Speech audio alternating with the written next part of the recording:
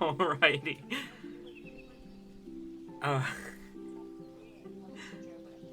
Okay. Without further ado, any more gifts are more ados. Allow us to. We got Div in here and Hellebore. Everyone is correct, unless Ayla wants to switch over to the Raynor Glaudefnin one. I fixed it. There we go. Okay, I had the thing on the wrong browser. It was looking at mine and not yours. Okay.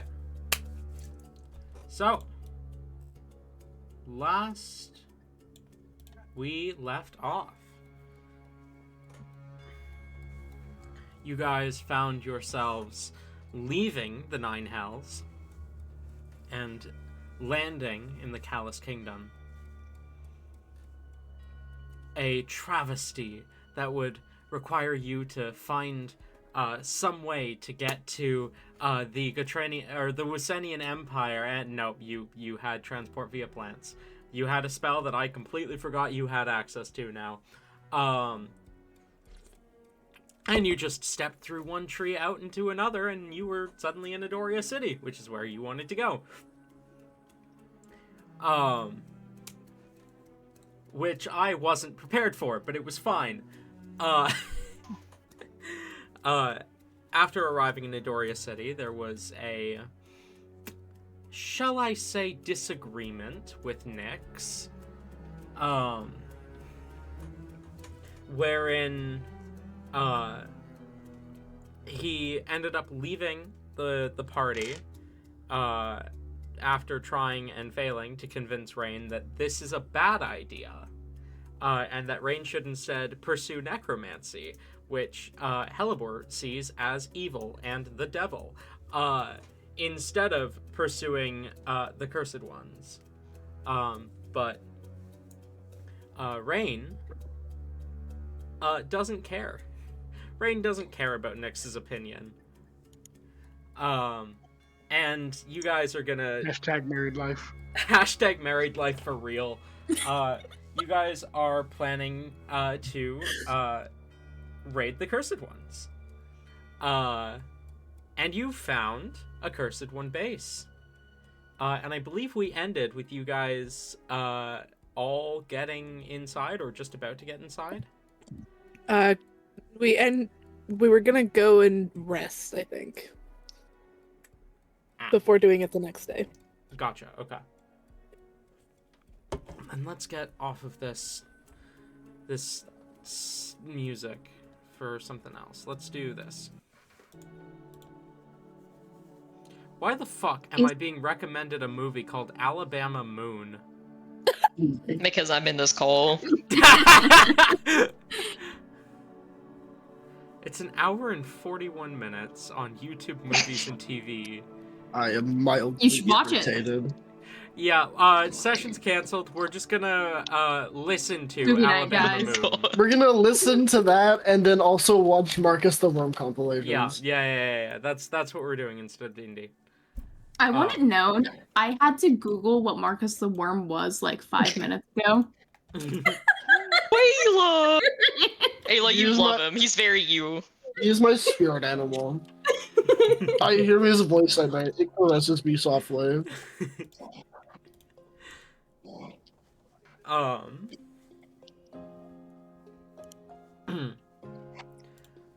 So, you guys make your way back into the city to find a place to rest. Are you looking for, like, a tavern or something?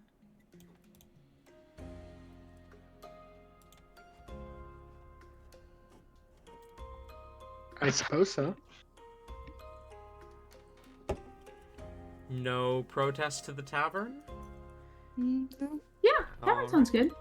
Roll an investigation check for me to see if you can find one of interest.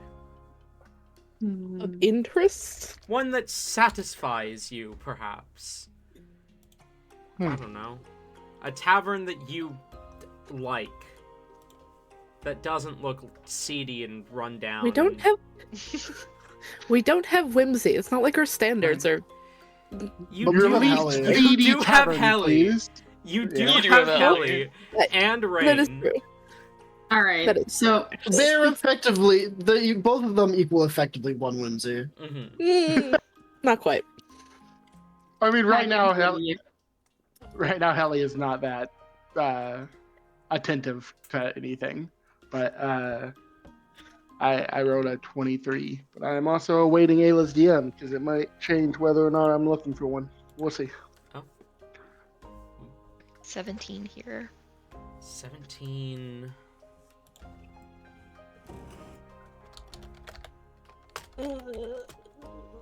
20. 20. You agree, right, Tabby? It is not. Yeah, I agree. Okay. Never mind. Yeah, I got a 23. I got a 13 with a +8. Already added in. Damn. 13. I rolled like shit. Okay. You do actually manage to find a tavern. One that is in one of the kind of wealthier parts of the city. And you see on the outside, it's got... Yes? I told Chase to message me when you get here, and he just sent me when you get here. Oh my god. I'll be right back. Okay. Hallie Oh, wait. is unresponsive. Um, Oh, you want me to bring you to talk to Chase? Okay. Yes, let's say hi to Chase. I was gonna call you actually, Tabby, because I thought you were gone. I was gonna call you and be like, give your phone to Chase. I want to say hi. I do miss having Chase as a part of the world of Azius. I just miss Chase. I do also just miss Chase in general, yeah. I miss my wife. I miss her a lot. I miss her a lot. I'm going home. I'm like to open the door, and then he turned around and walked back to his car. Oh. This Oh. motherfucker. His Rude. keys are back in the car. And he's I don't think your headset likes the distance from your computer. Yeah.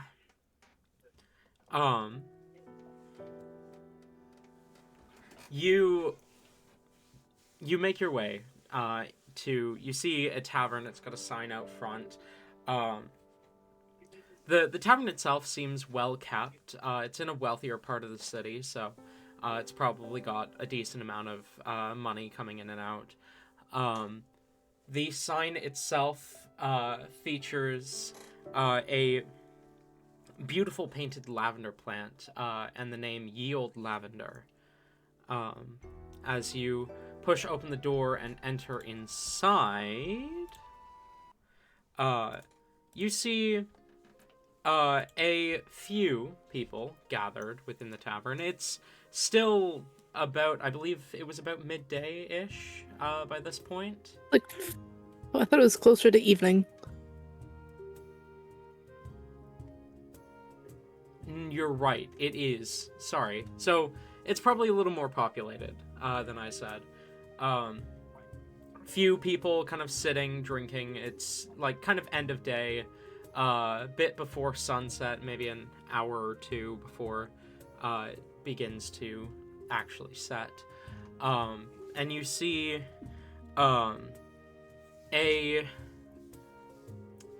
what you almost clock as a halfling behind the bar, but the shoulders just seem a little too broad to be a halfling.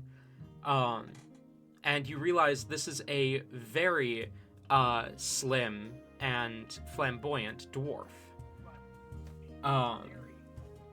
As the dwarf looks up to you, kind of gives you a wide smile and waves. Hi, welcome to Yield Lavender. How can I help you? Guys, we got femboy dwarves and ye old 2026. Let's go. Oh my god. Hold on. What's a femboy? Rain. Yeah. Yeah. You know, you guys are supposed to. Okay. I don't- Okay.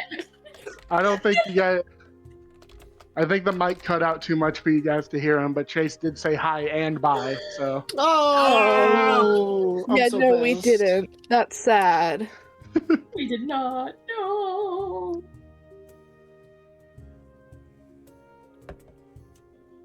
So, Wait. we're talking to a dwarf? Yeah, or what are we something? I don't doing? know. A femboy dwarf. Femboy as Tate has dwarf. described. Femboy dwarf. Hey. I don't know. That seems like a pretty accurate descriptor. Don't know. You're not wrong. That's why I stole it. Exactly. Y'all, you're stealing my jokes. You're stealing my descriptions. I'm gonna have to send you to the void again. I do think Back into the void with you, heathen. even though Ellie has recovered a bit from the shock, he's still not like ready to talk to people. So she is leaving this to you guys to get a room. Denver doesn't know how any of this works. Is Rain doing the talking, or is Halvor gonna have to set up? Actually, I was debating. Does Rain use this as a moment to make hella boring?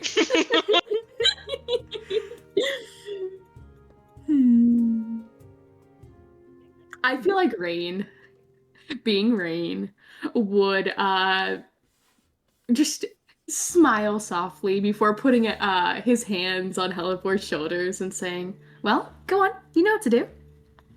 That's terrifying.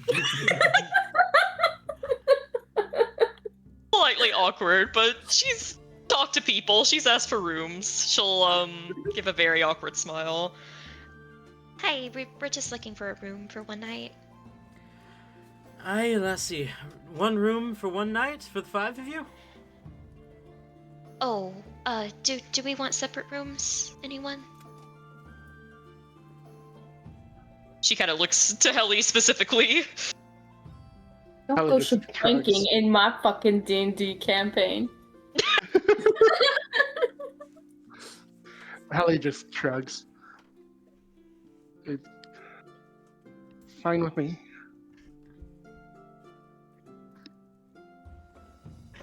Let's. What's fine with you? The 1 or 2 rooms? One. 1? Okay. Just 1 room for the 5 of us, yes. Aye, I ain't judging, lassie. Alright. 1 bed or 2? I imagine probably 2. I can get a cot up there as well. 2 would be better, yeah. Alright. That'll run you 3 gold for the room for the night. Helibor will dig out the 3 gold and slide it over. And could I interest you 5 in a few drinks or something? Helibor quickly looks at Rain and then just kind of smiles and shakes her head. I don't know about anyone else, but I'm good to go ahead and go to the room.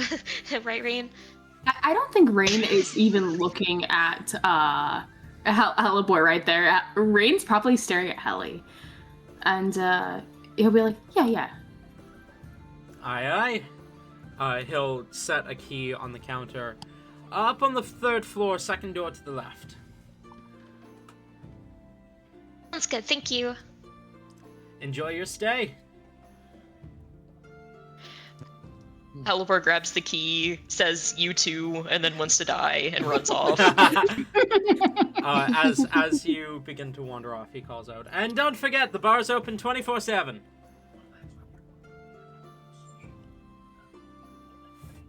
Hell yeah. Baller. Baller. Crazy. And also kind of bitching. Really? Uh, Interesting. As you make your way to the room, entering inside, you see a pair of not quite lavish, but definitely nice beds within the room, as well as a small kind of series of cupboards along one wall, and a kind of large closet, and a room with an individual wash basin, which is a bit of a luxury. Not that Hellebore, Vemfer, or Helly would know that. Hellebore maybe, but Helly and Vemfer probably would not know that that is a luxury. Mm-hmm.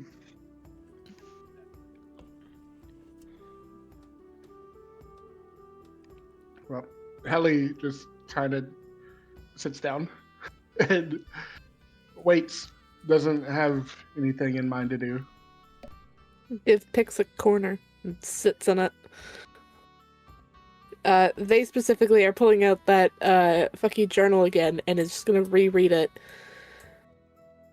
Trying to figure shit out internally.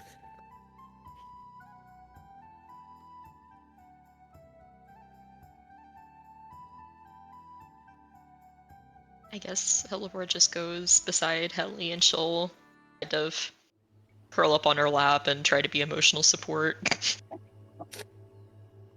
Aww.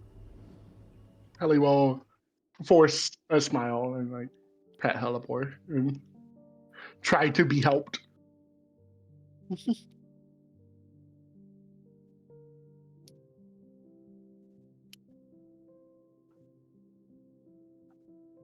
So I guess we just wait here the night.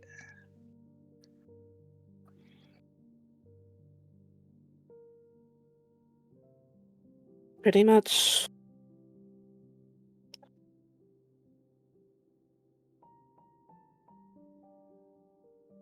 I'm sure we could all use the rest. Agreed. Well, if it isn't too much trouble, Hellebore, would it be okay if I stole you for a moment? There's something I need to do, and I don't know how much about the forests around here. I feel like I should probably have a guide. Hellebore immediately perks up and her ears flick whenever you say forest. Oh, what were you wanting to do? It's something to do with the axe. I realized I did some more research into it, and in order to properly gain its trust or something, I need to be secluded in nature for a time. And since you seem to know much around the area, I thought it would be best if maybe if you knew somewhere that fits such a description. John, what time of day is it right now? Nearing sunset.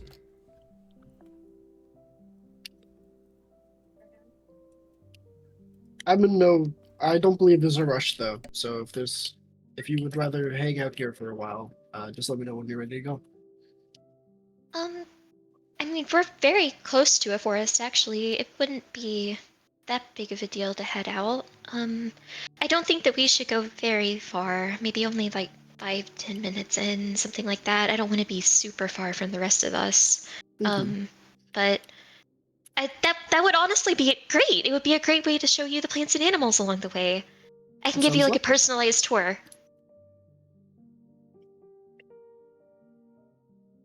That works out for me.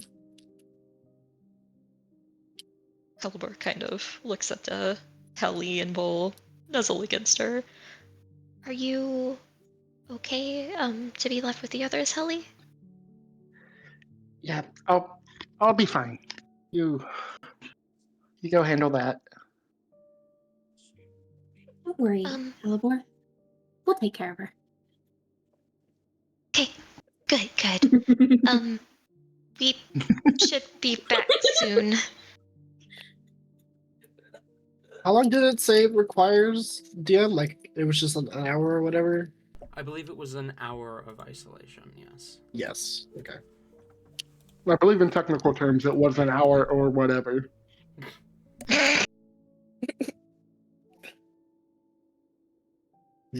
Witty today, I see. All right. Hillibur will make her rounds of kissing Helly goodbye, hugging Rain, and then leaving with Vimper.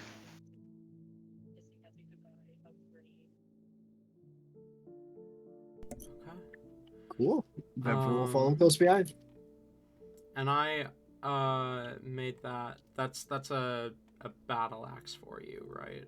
Yes.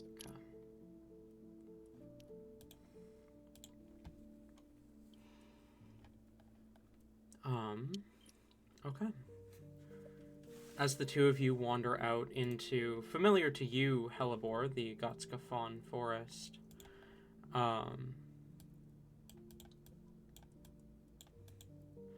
as the sun begins to set, the sounds of the night begin to echo, comforting sounds to you, Hellebore.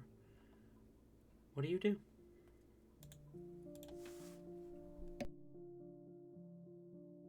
Hellibur is absolutely giving the full-on tour. Any plant, animal, anything that she sees, like whatsoever, like she is pulling like a full-on Steve Irwin, like getting down, like showing it off, like um Diving after she snakes in the is brush. yoinking.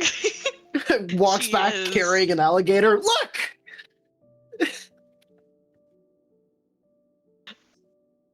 She's having the time of her life showing things off. I do think Vemper once we is actually listening. oh no, go. I was just gonna say Vemper is listening like very intently and asking questions along the way as we go. Hell yeah. I do think once we actually reach the forest edge, she was warned that there's some shit going on here, so I don't think that she would lead Vinfer very far in. Like, legit, probably 5 to 10 minutes in. Like, enough to be in the woods, but definitely not, like, super duper deep. She doesn't want to get very far away from the party. Mhm. But once we reach, like, a kind of a peaceful clearing or something like that, she'll kind of stop and look around. I think that this will do. So, Vinfer, what do you think of the material so far? It's different. I haven't quite gauge. I've had more to think about on just enjoying the new surroundings, though it is nice. It's new, and I'm enjoying the experience thus far. Probably like way, way cooler than what you're used to. I mean, what I've been used to for a time has been castle walls and this a very similar color over and over again. This is a fresh new look on environments. That sentence makes sense, I promise. It made sense to me. Okay. Well, it did say that you needed to be alone, so Mhm. I will. I'll be waiting probably around the forest edge, the exact same way that we came back. We didn't go very far, so you shouldn't get lost. But if I haven't heard anything in a little bit, like an hour, well, maybe like 2 hours, I'll check in with you, okay? But Sounds perfect. I'll be sure to come back the same way. I'll try not to make any detours, though it is dark. I'm sure it'll be fun.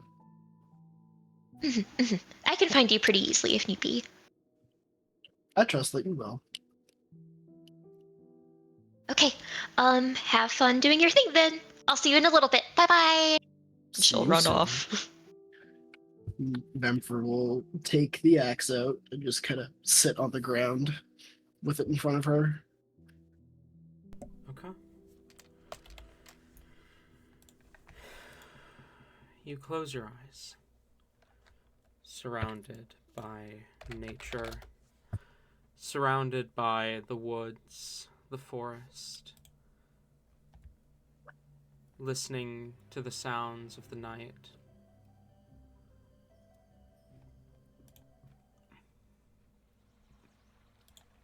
to the sounds of buzzing around you.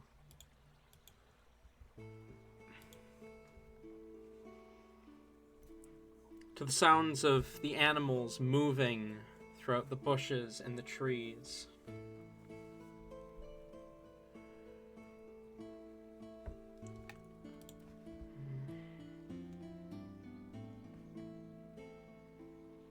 To the rustling of leaves and stalking of predators.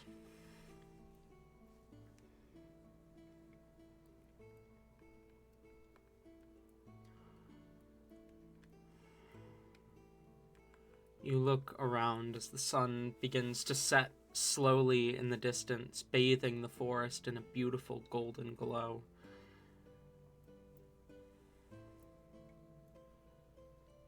Where do your hands rest?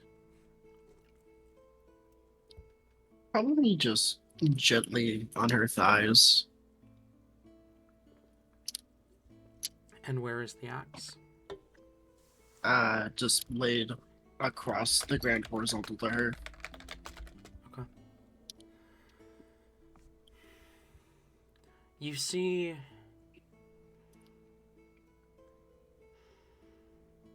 as time passes slowly, from the handle of the axe, roots begin to slowly stretch up towards your dominant hand.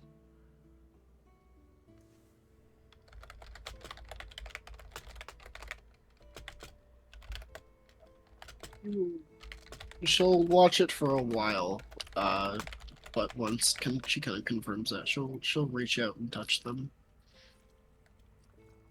As you touch the roots, they begin to wrap gently around your hand and down your arm, and they tighten.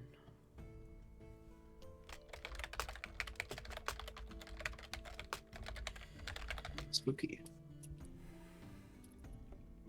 You are standing, suddenly, in a forest. At your feet, bodies, hacked to pieces, soaking the ground with blood, but you are at peace. You are calm, because that blood will feed into the earth, into the trees and the growth around you. The bodies will decay and fertilize the ground,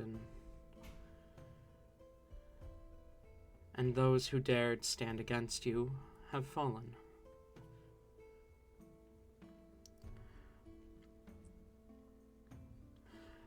The blade in your hand looks different to the one you are currently bonding with, but it is definitively the same axe. The handle appears thicker, like a trunk. The blade larger. And you see the blood-stained axe head slowly becoming no longer blood-stained, as the blood seems to absorb into it.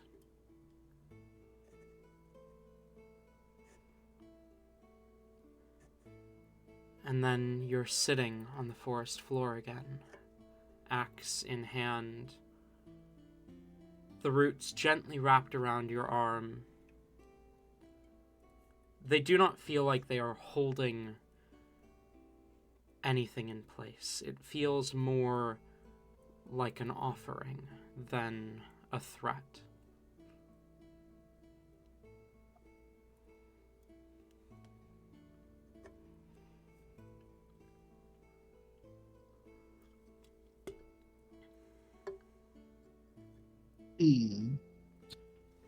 I think she just kind of continues to sit there and watches them. not really sure what to do beyond here.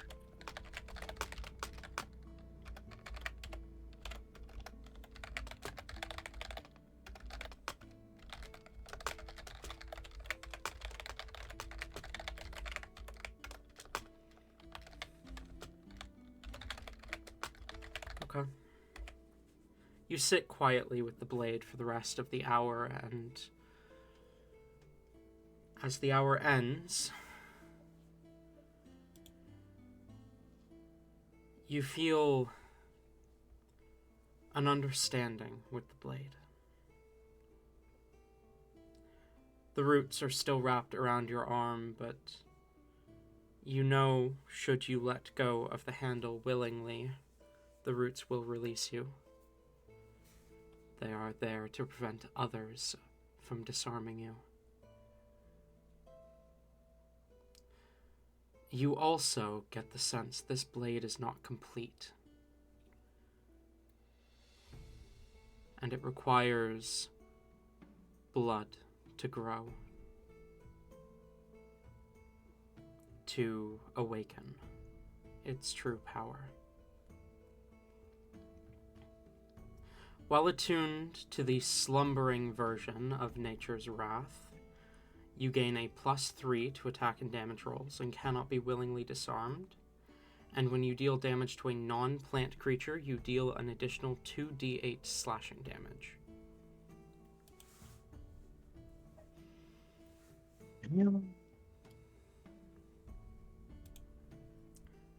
And I'm just finishing with that now, so you should be able to add it shortly. Yep. But you won't be able to add it quite yet.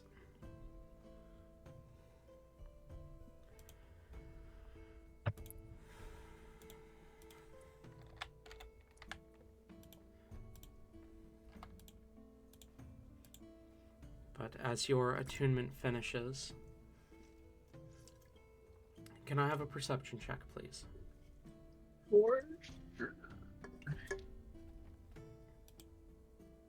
12. 12? 12. Okay. You can hear rustling around you, as you've been able to hear throughout the night. Or throughout the evening, I suppose. Nature's Wrath slumbering should appear available to you soon.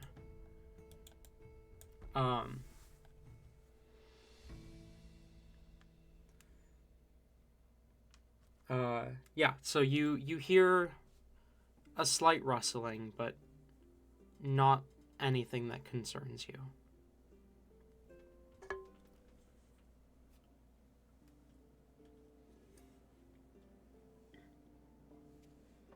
I imagine she'll probably she'll stand up, give it a bit of a kind of just hold the axe a bit, give it a couple test swings, and then eventually put it back in her bag. Okay.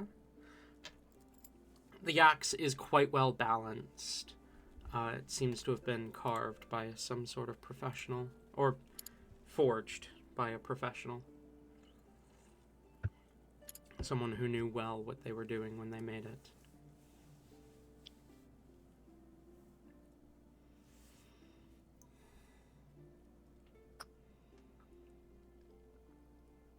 She'll take a couple moments to just kind of stand in the forest, take it in for a bit longer, and then return to where Hellborn would be. Okay. And Hellebor, you were gonna wait 2 hours before going to check on her? Yes. Okay. Then she returns before the end of that mark. Is Halibor going back to the room, or is Halibor waiting outside the forest, close by? She was waiting outside the forest. In that time, can I do something? Sure. Okay. It is Rain, Div, and Helly in the room right now. Yes. Yep. Mhm. All right. Rain will kind of, after like 5 or so minutes of Hellebore and oh my god, Vemfer, I forgot your character's name for a minute there, too. After a minute of Hellebore and Vemfer being gone, Rain will kind of move next to Hellebore. No, fuck, wrong one. Helly. Hey. Are you doing alright? Oh.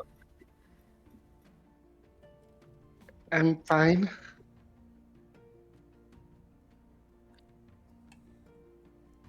Are you sure? It's okay if you're not fine. No, it's really not. We have a lot to do, and we can't afford to be distracted by anything. You're right. We do have a lot to do, Helly. But to be honest, I don't think this is something that you could help not being distracted by. We have a little bit of time right now. If you need to let out your emotions or maybe, I don't know, do something to help vent, this would be the perfect time to do it. So what? You just want me to yell at you? I thought we were avoiding that.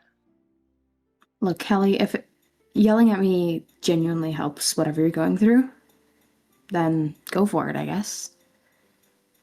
I was more so thinking, maybe we could do something else.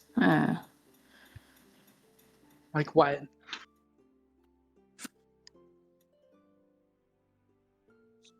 Looking up, Rain will kind of glance at Div. Is Div doing anything at the moment?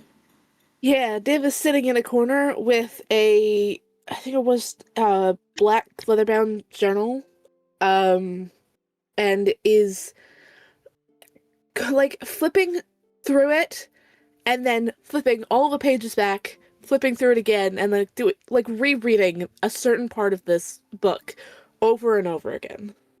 All right. Seeing that, Rain will stand up. Come on, follow me. Hey, Div. Helly and I are going out. If Hellebore gets back before us, just let her know we're safe. Oh, okay. You do you then. I will be here. Holly hesitates, just sighs, and stands up and follows Rain. All right. Rain is going to lead Helly probably downstairs. First stop will be at probably the bar counter. Okay. So. We're gonna get drunk? Oh, no. I mean. Have you ever been drunk before? Not I think that's dangerous. Yeah, I feel fine. Okay. No, my intention is not to get you drunk. If anything, we're actually just going to get you a little bit of food at first. Maybe a bit of bread and stew, something light. Speaking of which, Rain will kind of wave over whoever is at the bar. Hi, how can I help you? Hey, could we possibly get some maybe soup and bread? Just a little bit. Soup and bread coming right up, laddie. Thank you. So, Helly, tell me, what do you do for fun in the Hells? I mean, sometimes I just go to other circles, see what they're up to. Okay. And how do you do that? Like, what's your? Are you specifically looking for information during those times? Are you wandering around town? What's your agenda? I mostly show up and then people fall over themselves trying to entertain me. Mm. Okay, okay.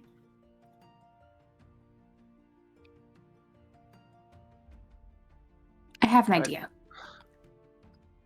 Okay. We're gonna be busy for a little bit. Shouldn't be too long. We'll definitely get you in bed at a decent hour. But you're with me for the rest of the night. Fine. I don't think I'm gonna be able to sleep much anyway. Well, we can always head back whenever you're feeling tired then.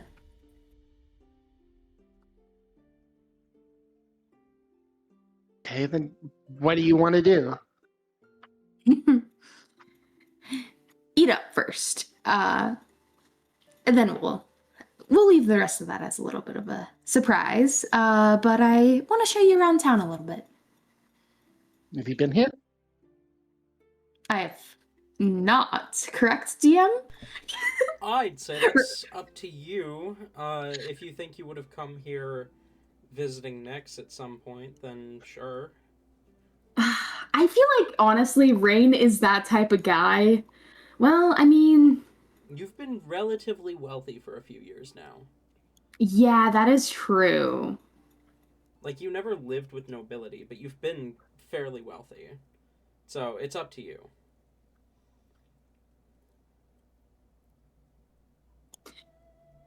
To be honest, when I have stopped through here before, it wasn't necessarily to do what I'm about to do. So we're going to be going on a little bit of a learning curve. It'll be a new experience for the both of us. I think you'll have fun though. I mean, between Karnak and this city, how many things here in the material are about Adoria? What do you mean? I mean, Adoria City? I thought you guys didn't like them. Well, I mean, I think you'll find pretty much every city that has been named has some sort of historical meaning. That's what the old people like to do.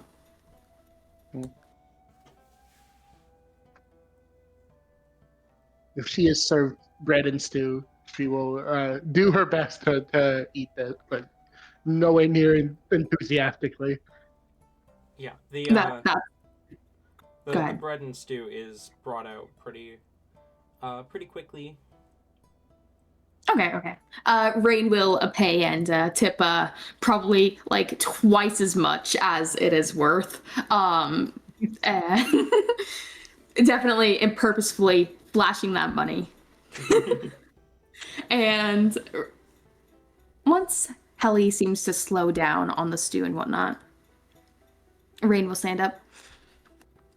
All right, let's get going. Okay. She as soon as Rain stands up, she'll stand up and leave whatever she has left of the bread and stew. She definitely did not finish it. Makes sense. And Rain is going to lead Helly out into the city, and Rain is specifically looking for the market. He wants a place with lots of people. Probably a louder part of the market. Okay. It is nearing sunset at this point. So the finding the market is relatively easy, and it is still active, but like stalls are beginning to shut down at this point. But here, let me switch out the music real quick.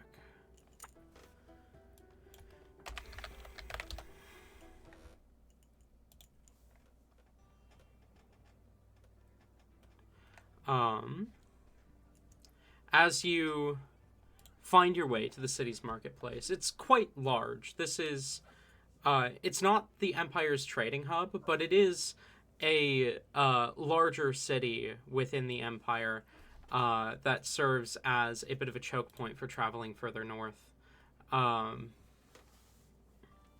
as well as receiving some trade in from Bethar, which is controlled by a family who lives here in Adoria.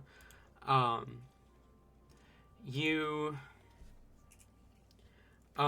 make your way to the market. You can see there's A number of different merchants, all kind of peddling various wares. What are some of these wares? You see all sorts of stuff. You see you see a potion seller selling potions that you're not sure you're not sure about. Rain Ye- will approach that stall. Okay. You see the halfling managing the stall kind of looks up at you, a bit of a shady look in their eyes as they say, "Oh, welcome. How can I help you, traveler?" Hello, my good friend.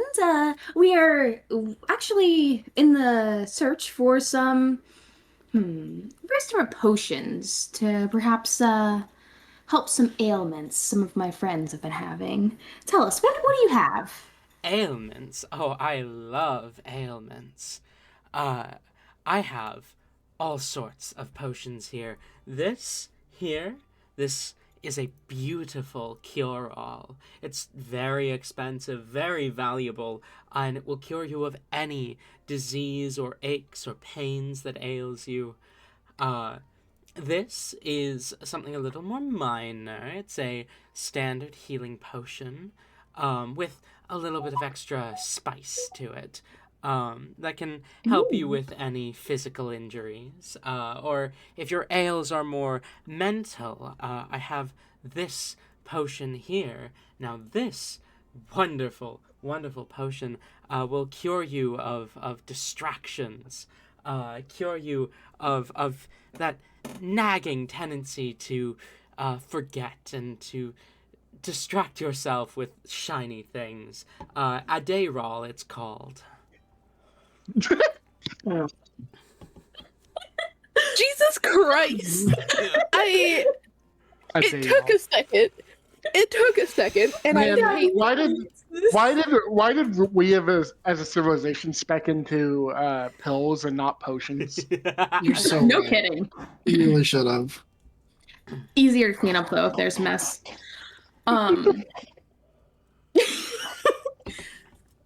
Or we have this potion here if your ailment is, again, more mental, but on a different side of it.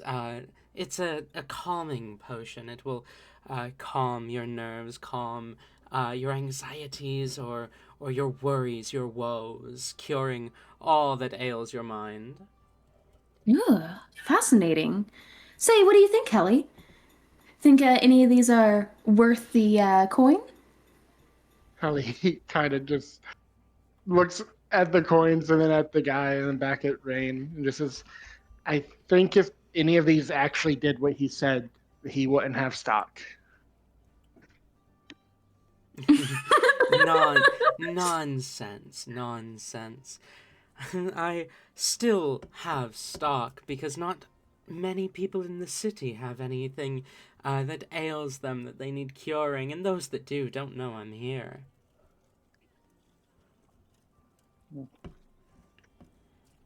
Worry not for my friend. She's actually nobility. Ah. Rain leans in as he whispers the word nobility. Been a long time since Sorry. Been a long time since I've seen a tiefling noble around these parts. You from Asunia, then? Sure. Fear not. Whatever house you're from, you're welcome here. Well, Glad that's to just hear it. your. Rain would not interrupt Helpy. Sorry. That's all she said. It's just glad to hear it. Okay. Leaning in a bit more, Rain will just glance at all these potions, seeming a bit uninterested, and he'll say, I mean, these are all neat and all, but surely you've got something else. Perhaps something a little extra? A little extra? Like what? Are you You're in the presence of. Sorry, go ahead. Ellie looks to Rain and whispers, "Are you looking for like drugs?"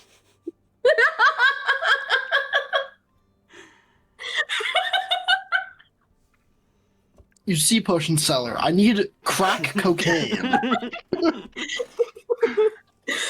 and heroin. Heroine. Thank God, I hate that. Rain won't say anything to Ellie, but will just give a smile.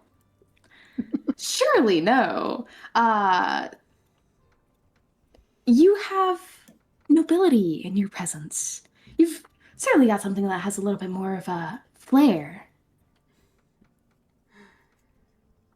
What ails you, traveler? Boredom. Boredom. The most devastating ailment of all. In that case, I have something that might be a little more your speed. As the halfling kind of leans back and reaches into a small pouch and pulls out a tiny vial and sets it down in When front he's of him. reaching back, Rain is going to kind of Rain's like this entire time been like leaning forward, like kind of on the potions and everything. He's gonna try to swipe a bottle. Roll sleight of hand. What are you trying to swipe? Adderall. A day roll. Thank you very much. A day roll. A day roll. Sorry. 20. 20. You managed to swipe that a day roll without being noticed. Into the bag of holding it goes, nice and quick. As he sets this small vial down, he says, "Now this is a powerful, powerful potion. But be careful. Drink even half of this vial, and you will never have a day like that again." What's Oh? it do? It only plays the most marvelous tricks on your mind. Transports you to another world of excitement and entertainment. And how much will this little vial cost me? 50 gold. 50 gold. I assure you, you will find no better cure for the ailment of boredom.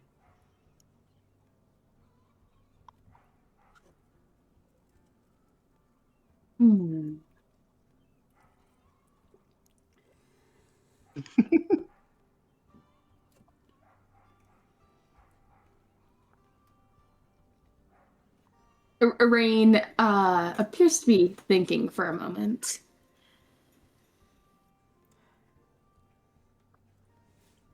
If you purchase 2, I'll throw in a third one for half price.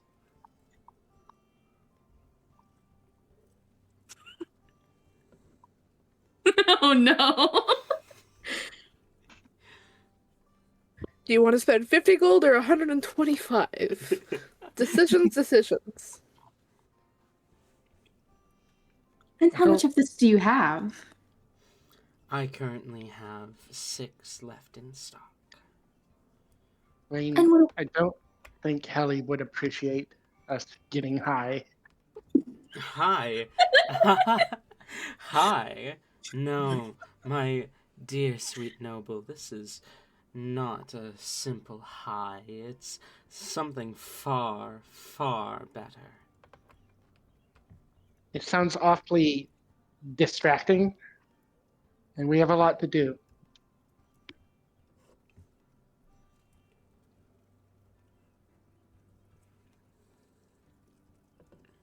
How long does this work for? The potion lasts about an hour on a half dose. If you consume the whole thing, upwards of 3.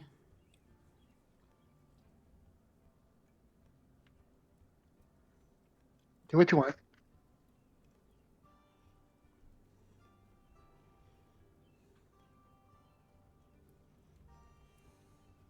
Is this why you took me out here, Rain? To flaunt my nobility and get discounts? Hardly, Helly. Wait, just wait. The fun hasn't even started yet. And Rain will pass over 50 gold. I'll just take one for now. Of course. He slides the vial towards you and snatches your gold. Rain will smile before leading Helly away, taking the vial with them. Do enjoy. And do Oh, come we back for intend to. more. All right. When they're good, well and away, Rain will just put the vial into his bag of holding and just say, "The intention is not to get high, Helly. The intention is to have fun. And what's in that vial is probably just water. Not something we should be drinking, anyways." Not something we should be paying 50 gold for either. Oh, are you tight in money? Do you need some? I can get us some if you need. And as Rain says that, he'll kind of we go in between a couple people, and he's going to attempt to take a few coin pouches. You know, Roll sleight of hand.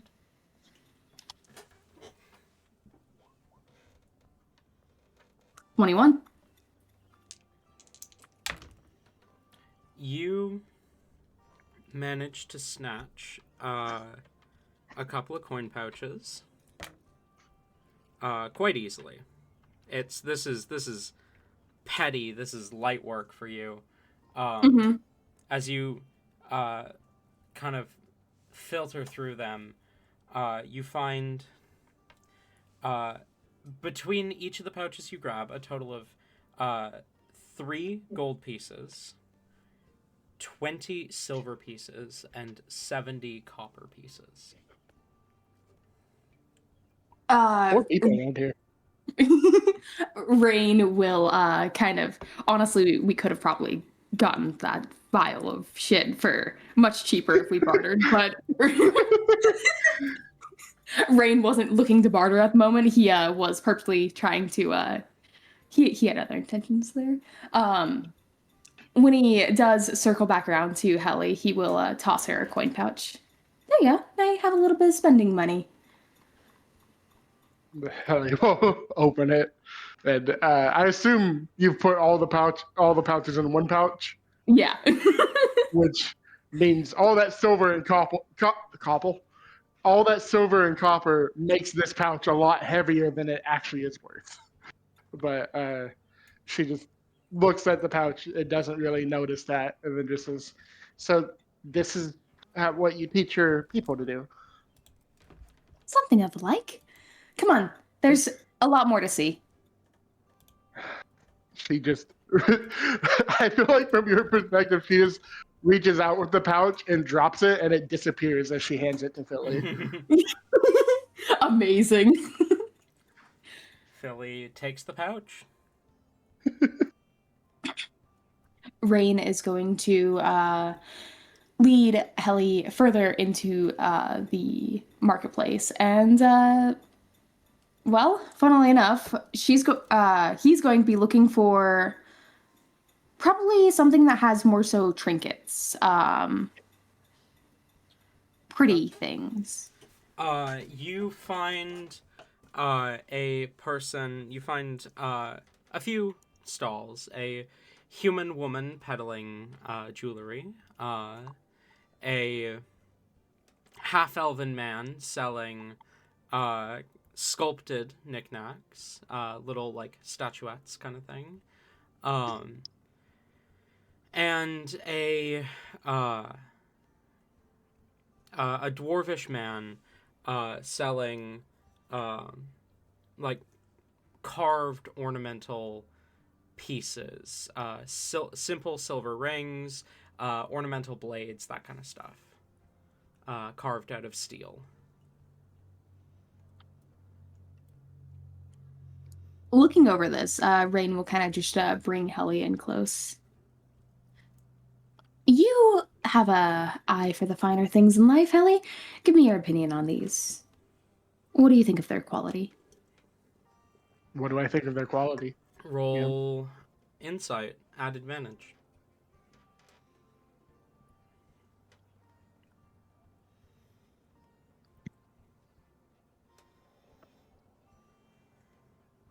At advantage, that's an 8. An 8. Oh no! I rolled a 3 and an 8, and I have a +0 insight. You don't know much about the material plane. Even having been here for a bit now, you've not really interacted with the finer things up here. Though, I will give you one thing. You can't shake the sense that the human woman peddling jewelry, you cannot shake the feeling that she belongs in Avarice.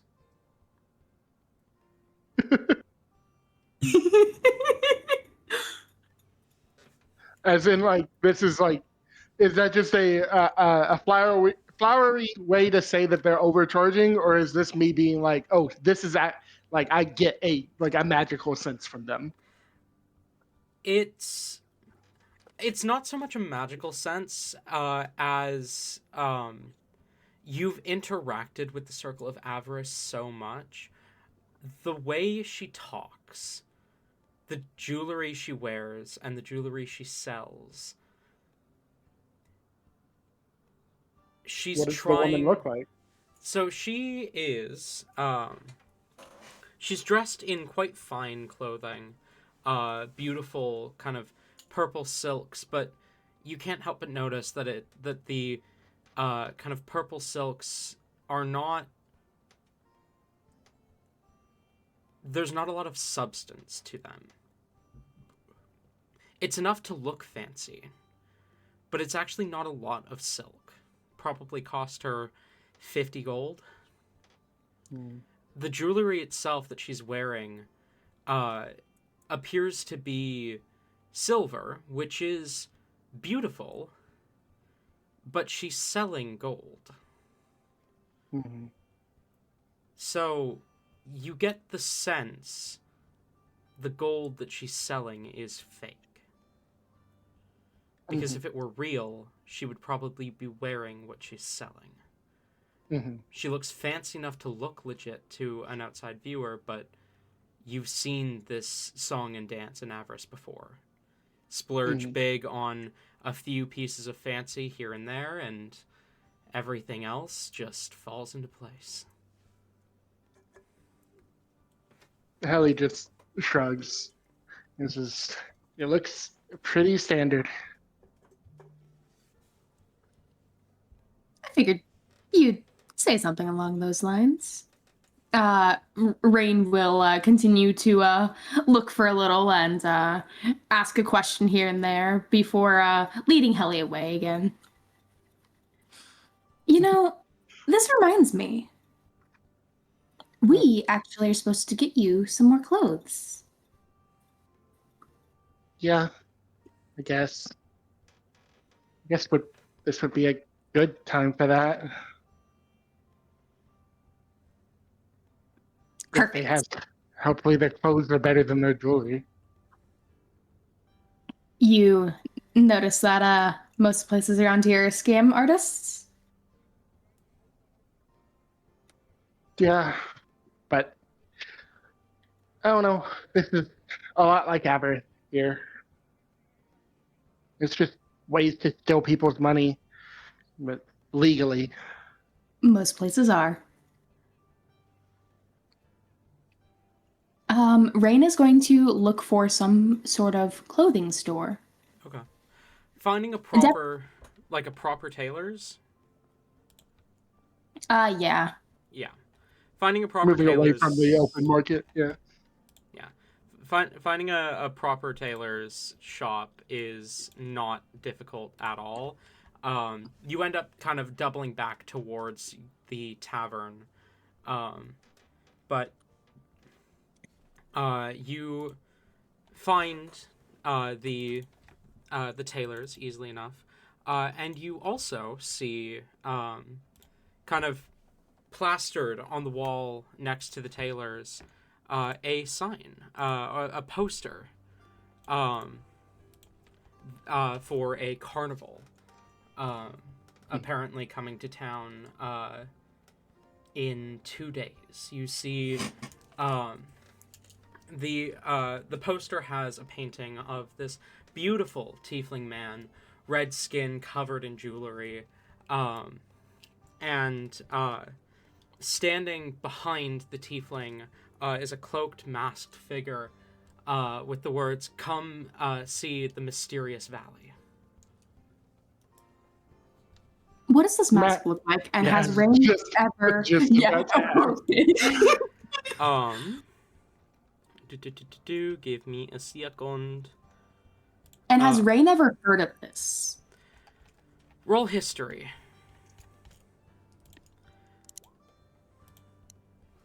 Oh, 10. 10. You've not. This is new. Not something you've heard of before. The mask itself is a simple, like, white porcelain, though you can't help but notice the faint glow of, like, glowing eyes beneath the mask. There's nothing drawn on the mask.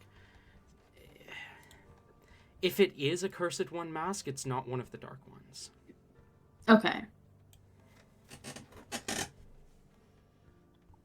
Do the Cursed Ones, with their masks, have they all been, like, uniform pretty much? Where it's, like, exact same, for people who aren't of any importance in there? Are they, like, copy and paste same mask pretty much? Yeah, this... I mean, you're not sure if it's just the painting or if it's, actually like this in real life, but the mask seems far too fancy to be... Okay. It seems well made. It doesn't seem like the kind of quick thing made for the Cursed One soldiers. Okay. Does Helly say anything in regards to this poster? I think she looks over it, but she doesn't see if it. She hasn't been to the material much. She doesn't know if this is weird or not. So he doesn't say anything about it, I don't think. All right. Rain will just give a passing comment of, we might want to check that out later. Oh? Do you think they're a part of it? Possibly. And if they're not, then might as well have a little bit of fun. I think Hellebore could definitely use another carnival. She quite liked the last one we went to. Although this time I'm sure she'll enjoy it a lot more with you. I don't know. With everything going on, I don't know if she'd want to stop for a couple days here. Maybe. It'll depend. We'll have to see what we find in their base. Mm-hmm. Helly, can I have a history check from you? Sure. I guess. I'll allow it. Do that history check. That's a natural 20 for a total of 21. Why does Rain have such high religion? I don't understand. What the fuck? Because it's an intelligence stat. 21, you said? Yep. Something about that figure, not the tiefling, but the masked figure, the mysterious valley, is familiar, and you're not sure why. Yeah. That is concerning if it's familiar to me. So I think we'll have that conversation, and then she'll look back at the painting, the advertisement, and then nod and say, I think we should check it out. I think I know that person. And she'll gesture towards the masked one. Oh, that's definitely a twist. I'm sure we can check it out. In the meantime, let's get you some proper clothes for it. As you push into the tailor's, you see a well-dressed human man who kind of smiles as you enter, and kind of gives you a wave. Welcome. How can I help you? Ah, good evening. My friend and I are actually looking for some clothes to better suit our travels. Well, you've come to the right place. I assume you're looking to travel in style, then. Clearly. Now, if I were to give my criticisms, he kind of turns his attention to you, Rain. Lose the scarf. Rain is going to cross his arms, looking completely unimpressed, and just raise an eyebrow. All right, or not. We'll keep the scarf. I'll work around it. What are we hoping to get? What kind of you said travel, so something more built for the weather, the cold weather, warm weather. Where are you planning to travel? It's probably best to get something of each. Do you happen to have dresses suitable for cold weather? We're going to need dresses for probably warmer weather and Dresses and cold weather don't tend to go together too well. Also, something that my wings can fit into. Of course. Oh yes, this is quite important. You're at a tailor's. My job is to make sure that it fits with your anatomy. Dresses for the cold weather are a bit unusual, but not unheard of. I could do. We can make it work. I could do something fur-lined, with matching tights, perhaps. Is the dress for you or her? Oh, all of it's for her. We are celebrating. Oh, you're not getting anything. A shame. So what do you? If So what are your criticisms about what I'm wearing? oh, be careful about that one. He kind of crosses his arms as he looks you over. Let me pull up the heli art so I can actually be accurate about this. Oh gosh, you're actually getting criticism from the DM about the outfit. As he kind of crosses his arms and kind of looks you over, he says, well, the darker colors definitely work well on your skin and match your general aesthetic. I'm sorry, are you Tiefling or Aasimar? I cannot tell. Does it matter? Not at all. The lace is an interesting choice, especially if you're planning to travel. That could get torn pretty easily. I'm even seeing some wear and tear there already. I think we lose the lace. And the dress is actually quite a fitting length. Though, if we want something fitting for cold weather, we gotta pull those. Those are knee socks. We need proper leggings. And perhaps something warmer for the shoulders. They're quite exposed as is. But generally the dress is cute, and I can do something in a similar style if you'd like, or something different. Ellie looks down at her dress and just says, I don't need as much. Just something comfortable and warm. Maybe a hood in case it rains. Comfortable, warm with a hood? Are we wanting to stick with the dress?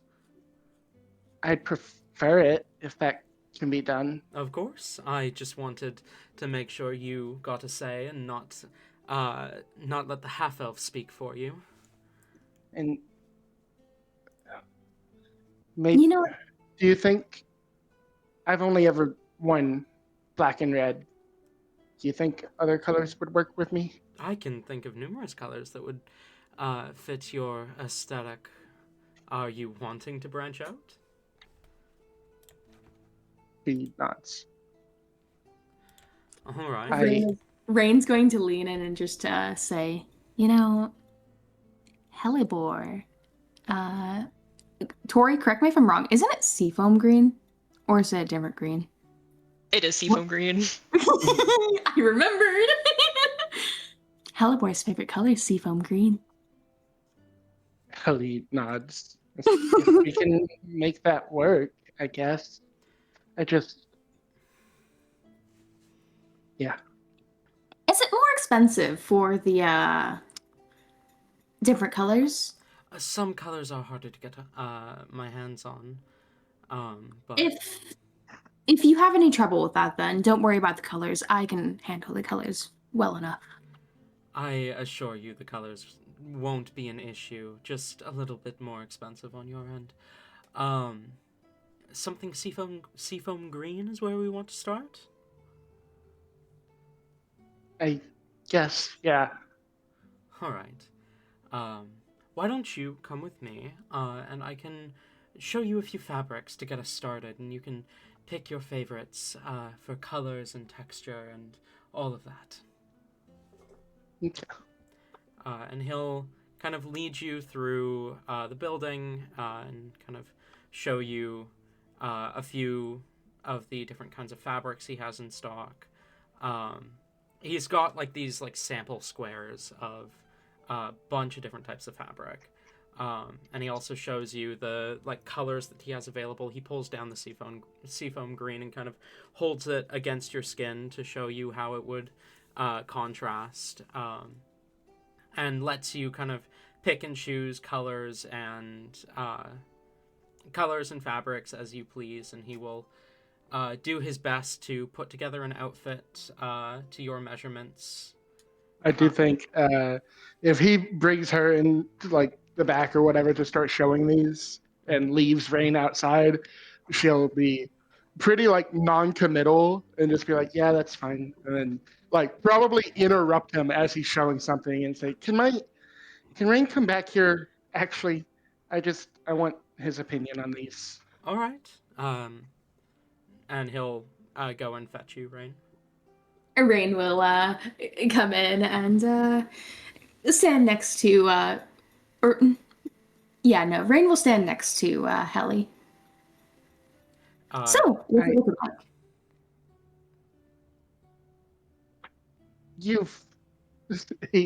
She kind of looks at the tailor and then looks at Rain and then just says, you've seen what hell is like now. I just don't want to look like other devils. Just, can you help me with that? Of course. We can definitely do that. But, like, I don't want to look bad, and I just... Helly, I do think it would be kind of hard to make you look bad. Oh my god, okay, that's so cute, though. That's so adorable. I love that. Like, at each other's throats constantly. I love I it. do think Ellie is stunned at that and just kind of, like, she doesn't have anything witty to reply. She just stops. And Rain won't make a big deal of it. He'll just like go to like inspect a fabric, run his fingers over it, feel it. Mind you, as he's running his fingers over it, his fingers are bandaged, so like it's not like he's actually being able to feel the texture. I do love that Helly and Rain are very much siblings in a very different direction to Helivor and Rain.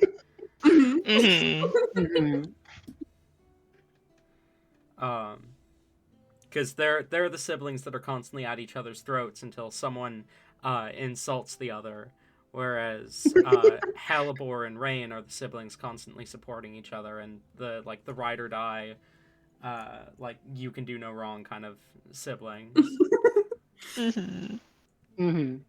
I love this party dynamic so much. But yeah, no, he shows you numerous fabrics and colors, and shows you a few basic designs and as well, and kind of asks like how you want things put together, and he'll kind of sketch out a design for the dress that you're looking to have made. Rain would advise a few different articles of clothing here. He would advise getting something for warmer wear, cold wear, and something for like windy, perhaps sand. Like if we go back to the desert, because you do need to stay covered during that time. And well, yes, warmer wear you typically wear shorter sleeve things. If you burn or anything in desert, you want to stay covered and have stuff that'll block out sand. So he would recommend something for all three climates, and then he would also recommend maybe like some stylish gloves, socks, maybe a pair of shoes, a hat, stuff like In that. the entire wardrobe. Yeah. Hallie would make a point to say no furs, or at least no real furs, Okay. because she knows Halibor wouldn't like that. He will make a note of that and will make sure to avoid any furs.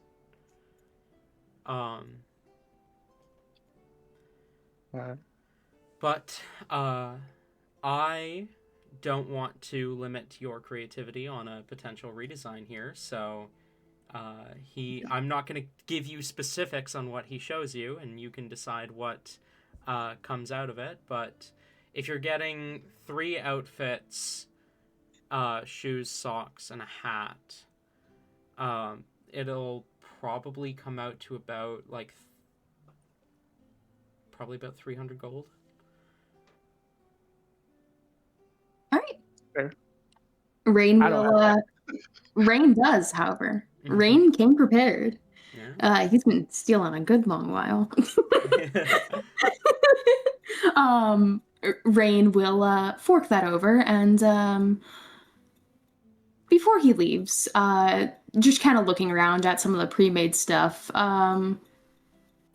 Oh gosh, give me a moment to look. Are there any silly hats? Yeah, sure. There's a couple silly hats. All right. Rain is going to purchase 1 silly hat. Okay. That'll be another 20 gold. All right, so we're at 320. Let me fork that off.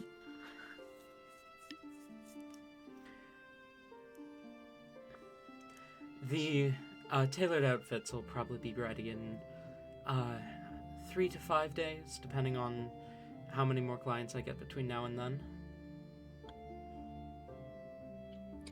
Do you think you'd be able to get one of those outfits ready sooner rather than later? And we can come by and pick it up? Do you have a preference of which of the 3?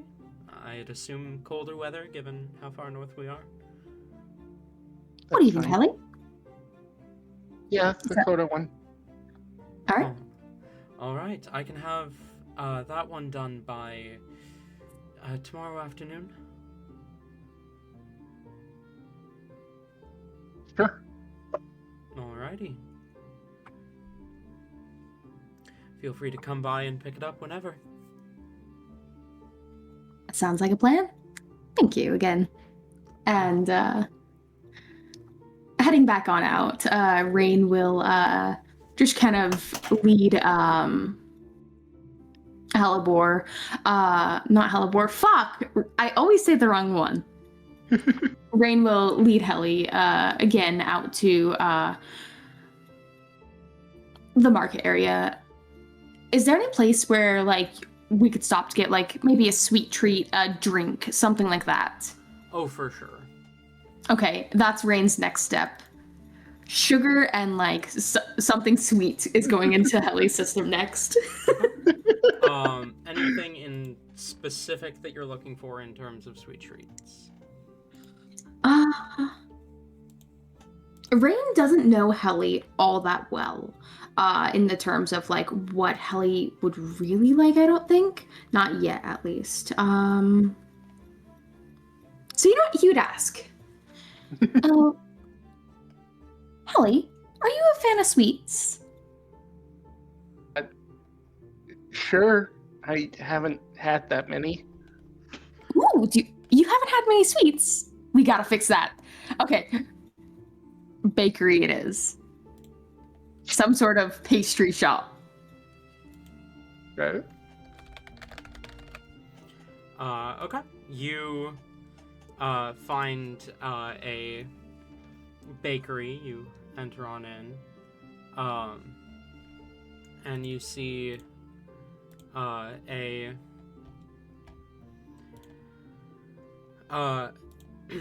you see a kind of half-elven woman smile at you. She appears to be on the older end as you enter. Greetings, welcome. What can I get for you?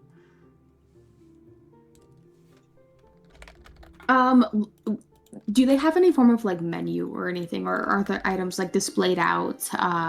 What can Rain see here? There are there's quite a few different pastries kind of laid out, ready for you to purchase at your leisure. I don't know pastries very well, but there's like muffins and a bunch of other stuff that you could. Croissants. Pardon? Croissants. Yeah, sure. Croissants. Cheese danishes. No, regardless, Rain will actually just be like, give us just a moment, we are still deciding.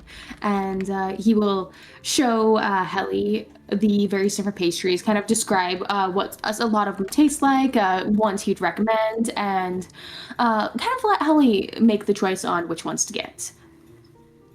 Okay.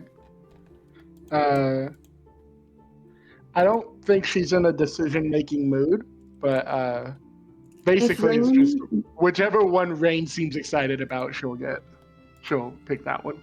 If Rain picks up on the fact that she's not in a decision-making mood, he will be like, oh, screw it, we'll get a few and we can try it all with the group. And he will order a decent amount of various different pastries and all sorts of sweet treats. Okay. While just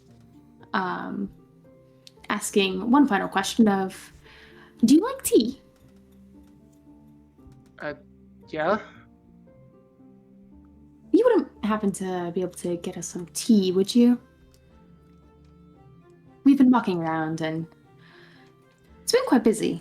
Oh, dearies. All right, I'll make you some tea. It's not something it's not something I technically sell, but I had a pot running for myself, and I suppose I have enough left over to share. I appreciate it. And she'll wander to the back and return a moment later with 2 cups of tea, and we'll hand them to each of you. All right. Rain will take the tea and sip it while looking at Helly. Does Helly attempt to drink the tea or anything? Yeah, sure, try it. All right. It's decent tea. So, Helly, now that we have your clothes handled, I'm sure as time goes on, you may not, well, I guess the best way to say this is, if you don't like the colors you've chosen, it's no worries. We can genuinely, it's no trouble for us. There are many different colors, and we can fix them up, change out color schemes, whatever you like. And if you want to try something one day and then switch it up the next, that is also fine. Helly is kind of looking at her tea and then up at Rain as he talks. And she just sighs and says, thank you, Rain. I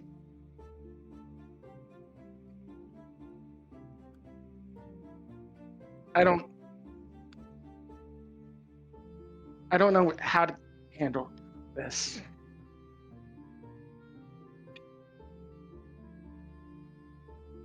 I understand. Not quite in the same way you do. But Helly, I don't think you do.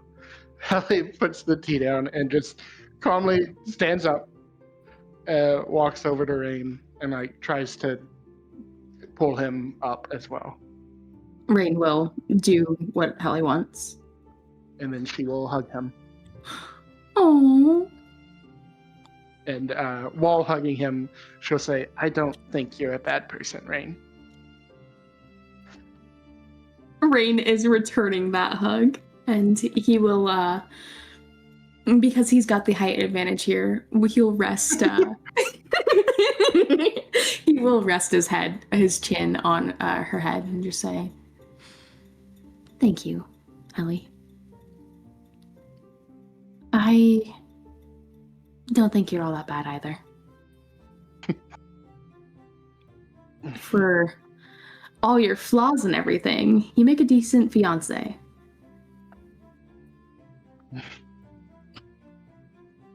Yeah. She will kind of laugh at that and then break the hug and just say, "Yeah, and I guess you're a fine brother."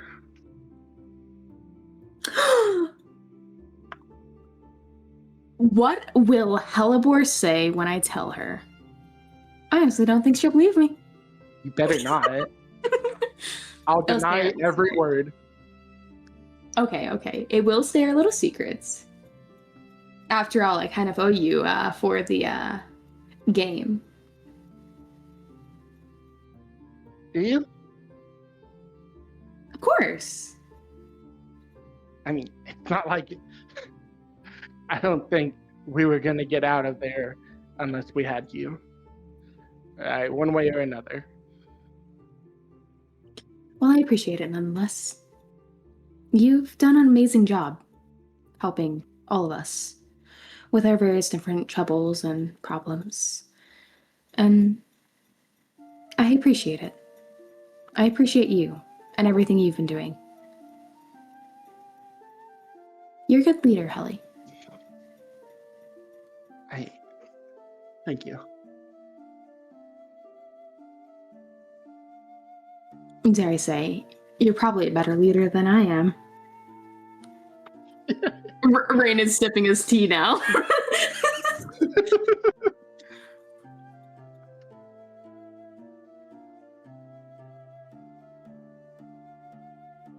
With the pastries probably being ready and all that, how much does Rain owe the shopkeep? 2 gold. 2 gold? Rain will throw an extra one in there and just say, "For the tea." Oh, thank you, dearie.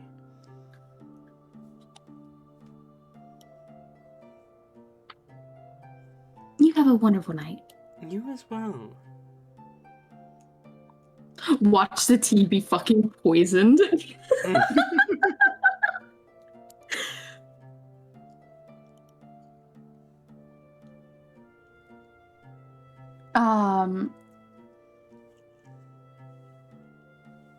Okay, I've seen Bina's message, and I feel like the need to stall a little bit longer now, but I also didn't want to take up, like, all of session, so when Bina gets back, we can, unless Tabby has anything else to say, we can probably make our way back when Div gets back, okay? Okay. I think, I mean, I don't have anything else I want to cover. I just think as we are having the tea, Helly is smiling a lot more than she was before. I feel like while drinking tea and everything, Rain would probably open up his spell book, and just to kind of have something to do, he'll kind of show Helly a little bit of what he's been working on, and also show Helly specifically his excessive collection of colors that he has in his book. A good part of his book is colors. Okay. Be it from pressed flowers, pressed plants, stuff like that, to just random splotches of paint, you might assume, to just like color being directly applied onto the page. Okay.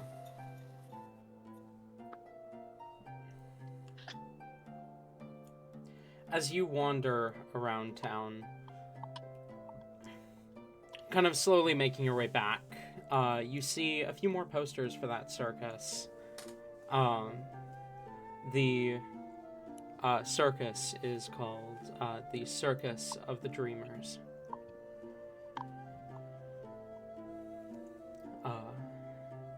As you see a few different designs for the posters, a lot of copies of the same, like, there's probably 3-4 different designs that you see. Rain will start to grab like a copy of each design that he sees as time goes on. Every single design features that red-skinned tiefling covered in jewelry and scars, a pair of swords on his back, and glittering gold jewelry on his horns and tail. You see 2 posters feature that masked individual,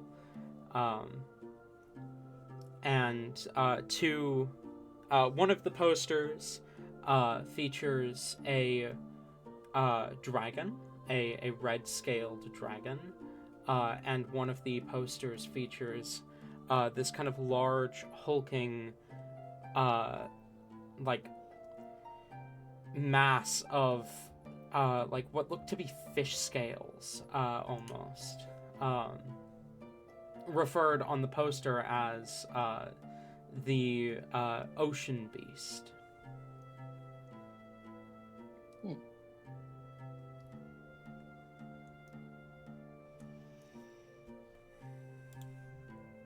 And with Bina back, we're going to cut over to Div now, because you mentioned you had something you want Div to do while everyone's gone. Yeah. I will note that the Rain and Heli scene did also kind of interrupt the Hellebore and Vimper scene, so they still have something to do after the Div thing. Right. Yeah. Div waits like a good 10 minutes. Probably in that time, we're having reread this journal like twice over before stopping at the page where it says that the body first spoke, and just kind of looks at it for a while before out loud, not really to anyone, out loud going, "Why am I still here? If you could do this."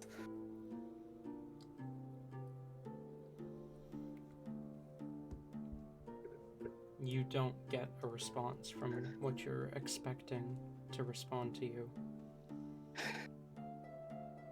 They're gonna attempt to, with what they've learned, mostly from Rain because they didn't pay attention to Lucifer, they're going to attempt to see if they can get back any of their memory.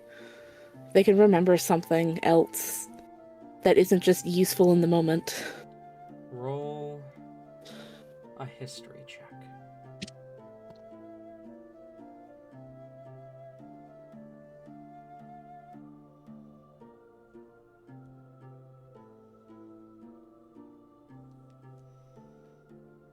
Oh my god, there's a child screaming. Okay.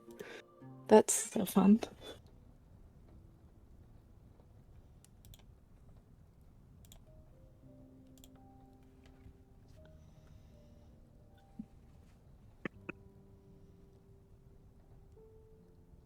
Add that to that. Okay, and then 16. You focus. You hear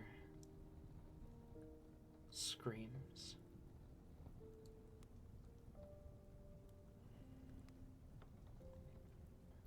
There's a sword in your hand. It's familiar. But it's not just familiar to the memory, it's familiar to you. You've seen this blade. Back in the kingdom.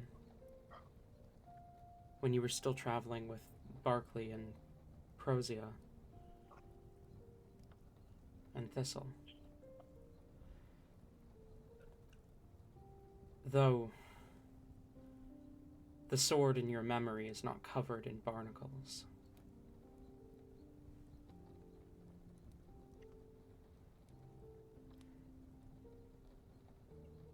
It is soaked in blood. Blood-stained sand beneath you. Red scales overhead. Fear in your heart. The dragon. It's here. You thought you were finally done with this.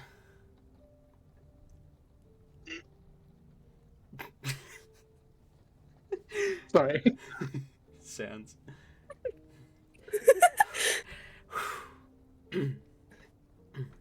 You thought you were finally done with this.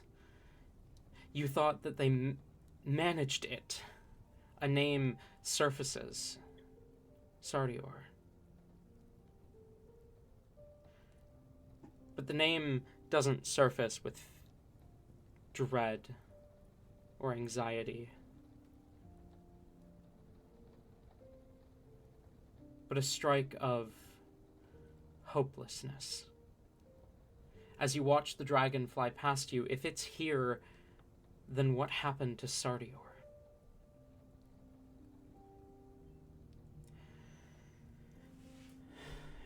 But you stay focused. The enemy ahead of you, and off in the distance, the glow of purple on the battlefield, where the divine defenders clash with the council. And your king is somewhere out there, and you need to find her.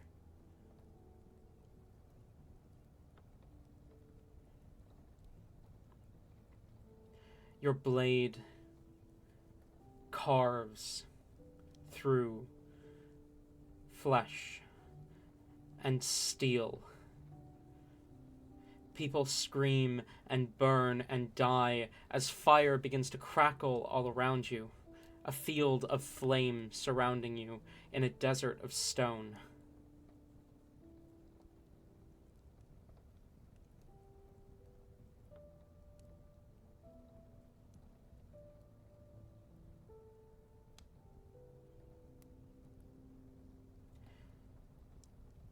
The next thing you know, you're running.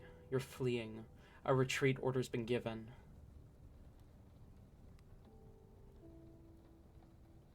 Battle cries echo as you run. You see up ahead the glow of blue, the familiar, comforting glow of your saviors. The kings up ahead. 3 of them. And you see the 3-pronged glow of your king's trident. You try to catch up to her, but she's moving faster than you can.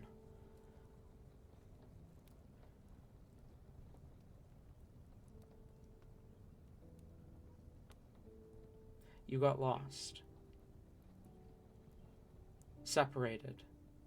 Now you're alone. But you see a village, a town, your hometown. And something eggs at you, tells you to go home. Tells you to see your mother one last time. So you make your way towards that town as the heat begins to rise.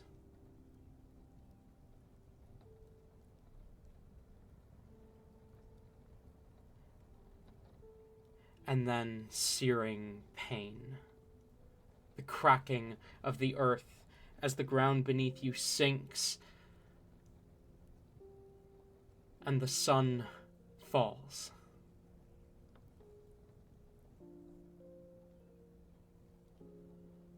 And then you are drowning. That same memory, but this time it's not isolated. You feel the searing pain from the sun on your back. The sting of the salt water in your wounds. You lose your grip on the sword, and you don't know where it goes. Your beloved blade that you held so close.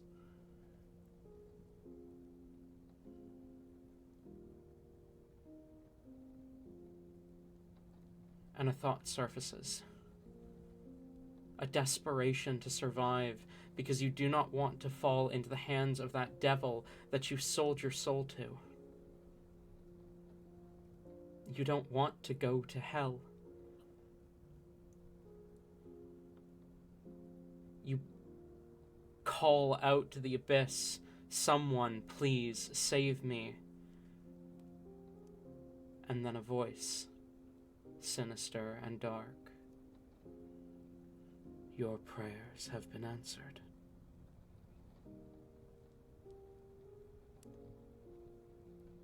You're back in the room,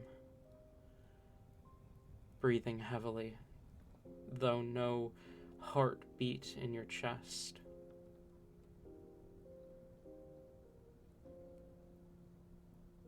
The closest thing to a panic attack you can experience. What do you do?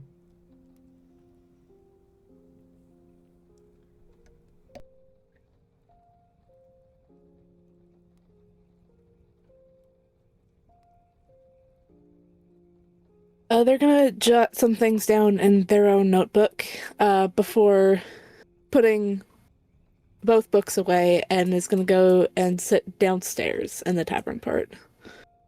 Probably get something to eat and pick at it for a while at a table, waiting for the others to return. Okay.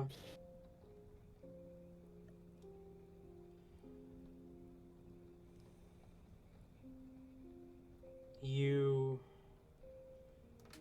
get some food and just sit. Meanwhile, at the edge of the forest, Hellebore and Vemfer, two of you reunite. What do you do? Oliver sees Vimfer approach, and she is kind of sitting like in a tree, like sprawled out. Looks like she's almost nearly half asleep, but she's keeping an eye out, and she just kind of drops down beside Vimfer. How did it go? Did you do your thing with the weapon? I think so. There's more to it than just that, but I think I know what I need to do in order to become closer with it. It seems vaguely alive in a sense. Oh. That sounds kind of scary. It Not must not be a very senti- powerful weapon. not sentient, but I don't know how to explain it really. It's interesting. Well, I'm sure it'll serve you well. I'm sure it will. Okay, let's go ahead and get back to the others. I fully agree. I guess they head back. Reunite time. Venfer definitely has like other questions and such to ask about forest things, but Mm-hmm. yeah. Oh yes, Hellebore gives the tour on the way back as well. Hell yeah. They take a little longer because Venfer's had an extra 10 minutes to think about other questions. Mm-hmm. Fair enough. Helly and Rain, how long do you guys think you were at the market? How long would the tailors have taken, do you think? Maybe 45 minutes to an hour? Okay.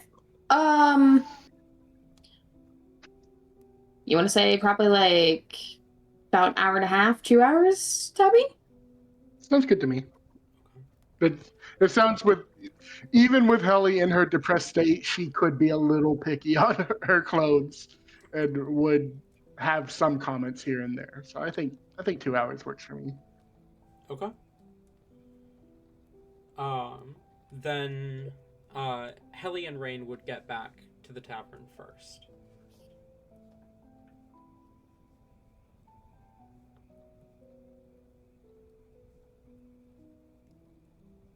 And we are empty-handed at the moment. No, we got some extra pastries and whatnot to share with the party. Oh yes, you're right.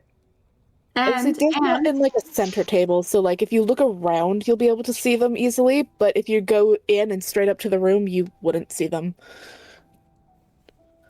I feel like Rain is definitely looking around because he was also looking at getting some dinner stuff for himself and the rest of the party as well. Something to go with pastries, if you will. Mm-hmm. So, with that being the case, Rain, seeing Div, is going to attempt to sneak up behind Div, while kind of just like patting Helly to like make sure Helly knows that Rain is attempting to sneak here, so that the cover isn't blown. Helly will stop moving as to not draw attention to herself and not say anything as you try to sneak. All right, Rain's going to attempt to sneak up on Div. Roll stealth. I feel like, yes, he has the capability to be invisible for this. He's not going to because it's not necessarily a bad thing if he is noticed. In fact, it could be funnier. Okay. And for me, I'm gonna have Div roll perception and only use it if it's lower than their passive perception. Fair enough. Because they're not paying attention. That's a 19 and on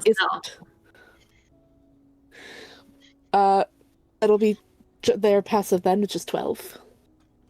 Yeah. Ooh. You managed Which is funny. to sneak up I unnoticed. also would have been 19 if I hadn't done that. But no, 12. So yeah, they don't notice you as they're like anxiously tapping, probably pissing off a few people a little close that are close to them.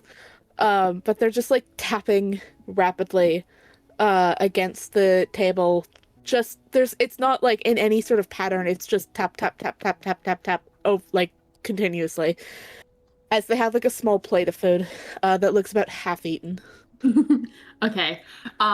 Pastry in one hand, silly hat in the other. Rain will sneak up behind Div and in a quick movement will put the hat on Div and shove the pastry like right under his nose.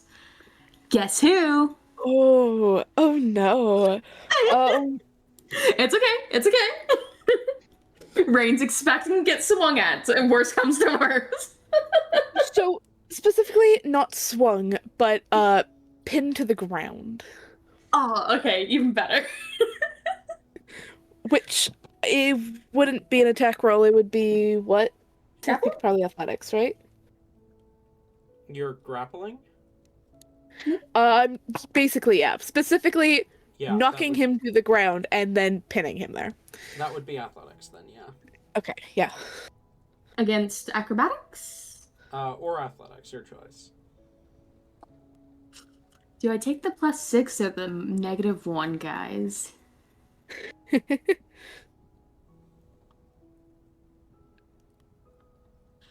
I think the answer is very obvious here.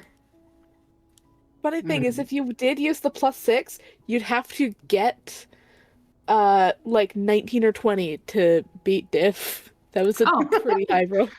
Well, guess what I did?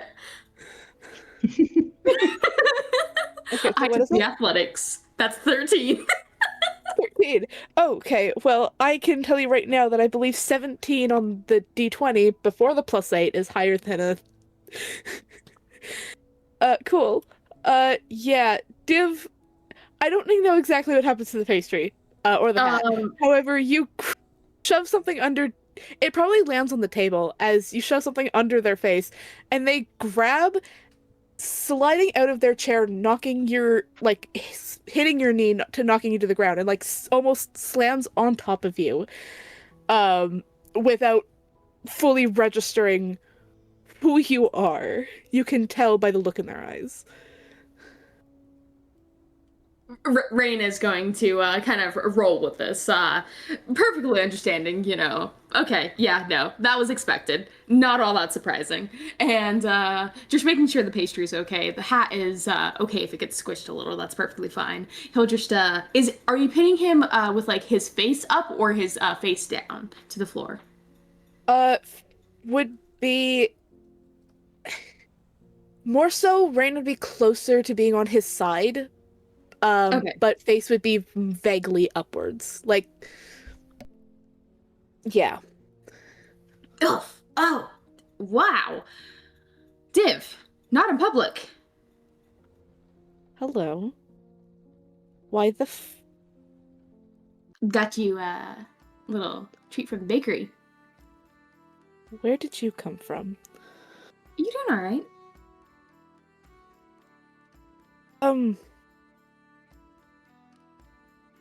Oh, that's me. Oh no. Yeah. I'm fine. Side check. I'm fine. You can roll it. I am so sorry. As they finally register that they're the one holding you, as they like get up, kind of brush their arm off and then offer a hand to you.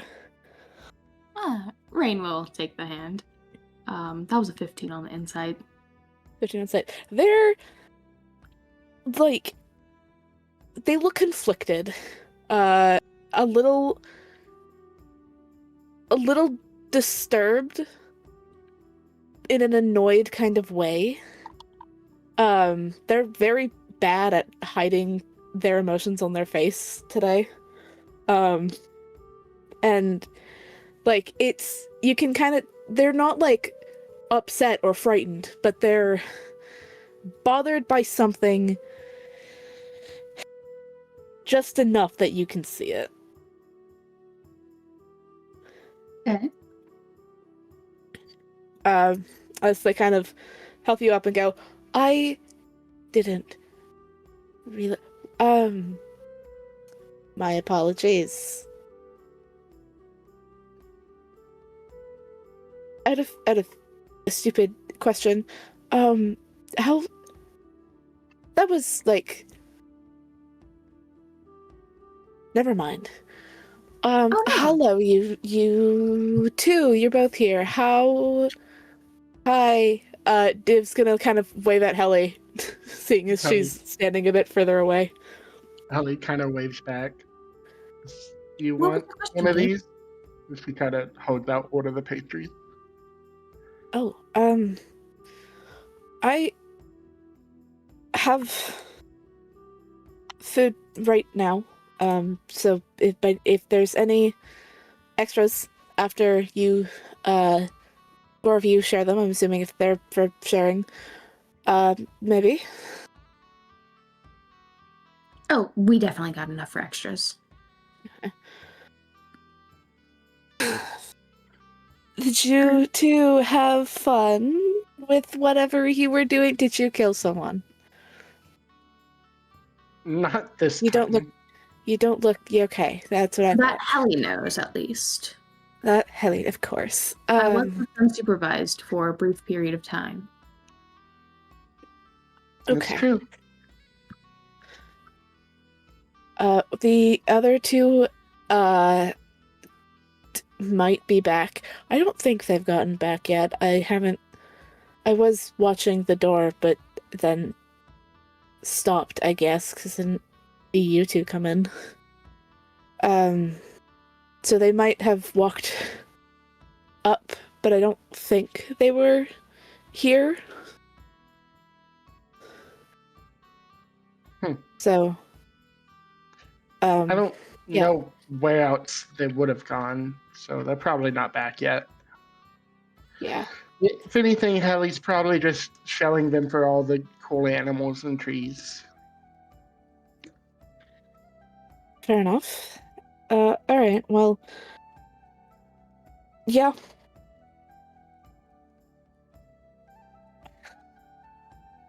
Are you two staying down here? There's a table. I think I've annoyed enough people that they've stopped wanting to be near me. unfortunately. Unfortunately, that's not the right word. Well, unfortunately for them, and my bad is what I was Are going you for. sure you're okay?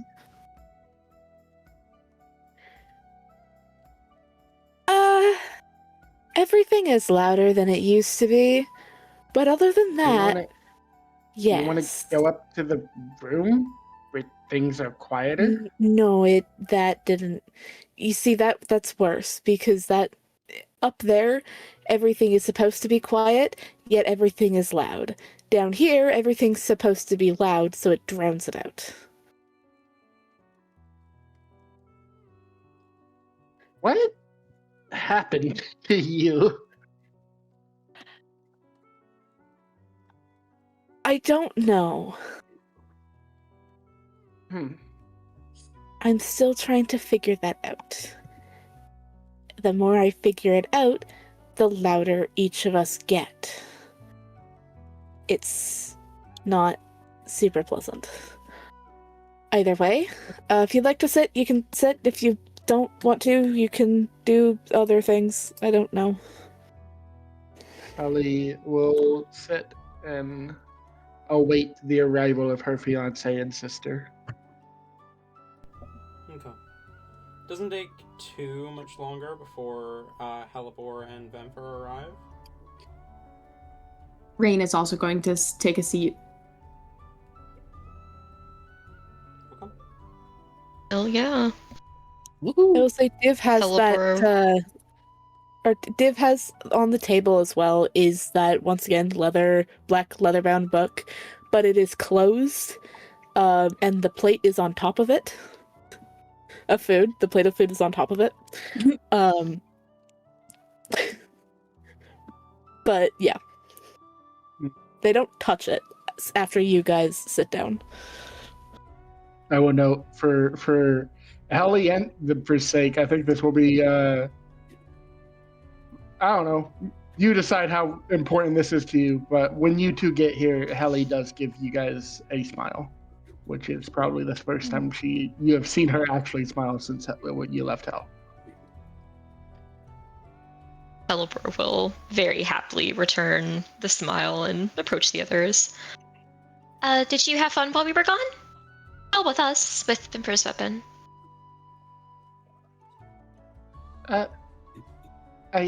Yeah, we did.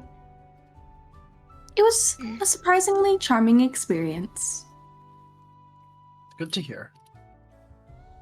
How did it go with the weapon? I believe it went well. I think I'm closer to it, but there's more still I need to figure out. Though I figure tomorrow will probably get me in the step in the right direction.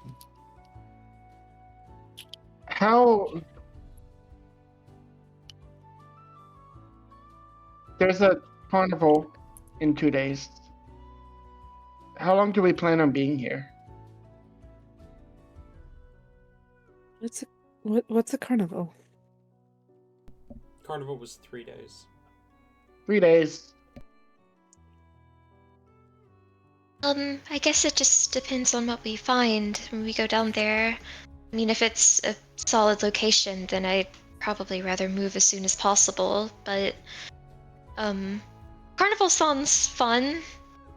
If it is a solid location, regardless, I think we'll probably want to stay here at least for, I would say, maybe 3 to 5 days at least, just because even if it is in fact a solid place, they will have information down there if we are able to wipe them out completely, and it will take a while to organize and sort through everything that they have, see what is useful information and what is not.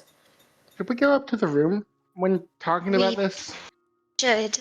Let me get something to eat real quick and let's go up there. Oh, we got you these, and I will pull out one of the pastries for Halibor. Now, you can't just... Oh, go ahead, sorry. Halibor's eyes widen and she will snatch it up happily. Yummy, a scone!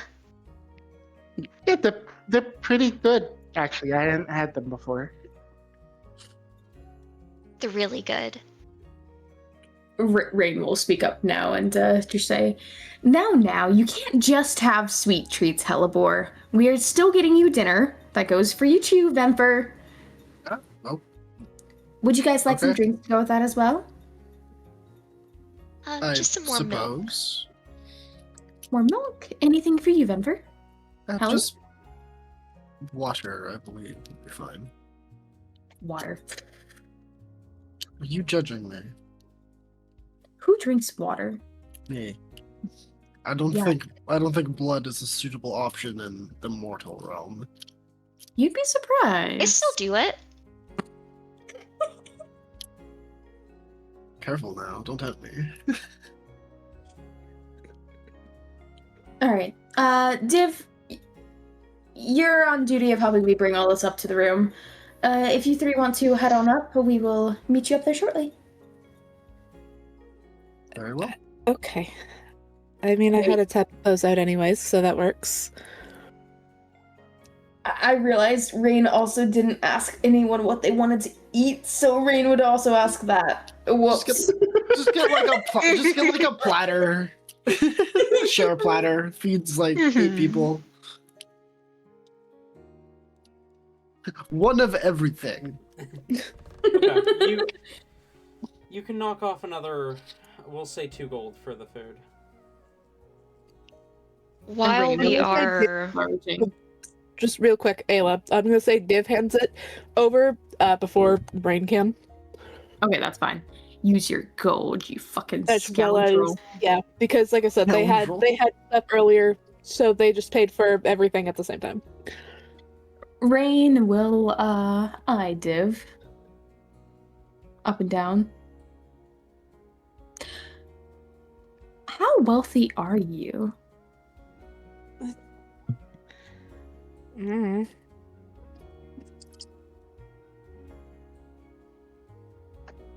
I don't know. How do you? Probably not very. I don't think. I don't usually deal in coin very often. At least I didn't until recently, I guess. Well, if you ever need you- help, you know where to find Fernick. I'm sure he can set you up with a job if you need.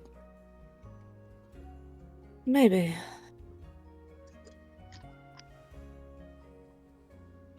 He doesn't seem like the kind of person to follow in his father's footsteps, so that might be fairly safe. Safer than a job with me? Oh, very, very much safer than even if it wasn't, I feel like it would just be the better option. And see, Div, that's why I offered. Well, that's why I told you about the option.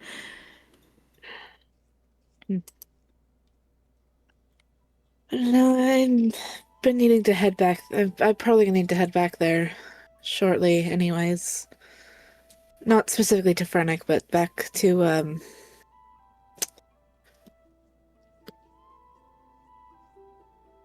that's not relevant. Here,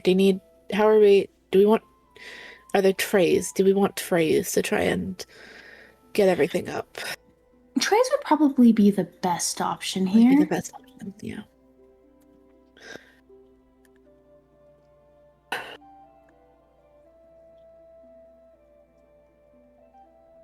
While they are getting the food, I do want to perform a quick scry. Ooh, okay. Scry.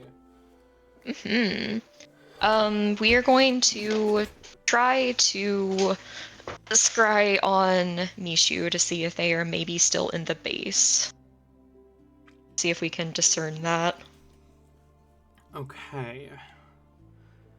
Have you seen Mishu before? I don't Yes. recall. Okay. We encountered them in Yes. Yes. Okay. in Pearl Sight. Yes. Okay. Okay.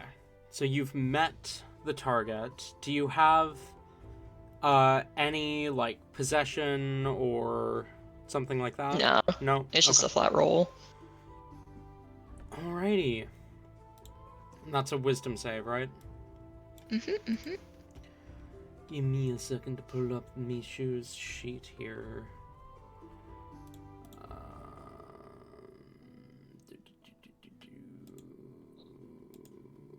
You. Oh.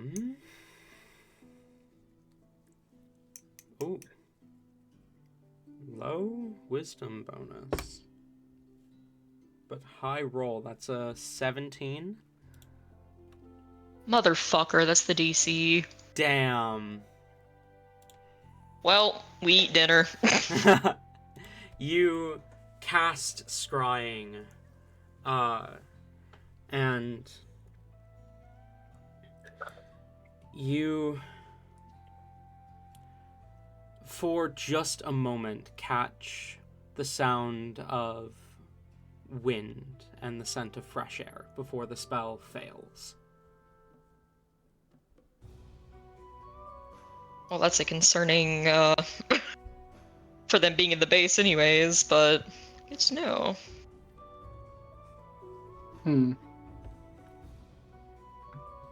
How long are they immune to it?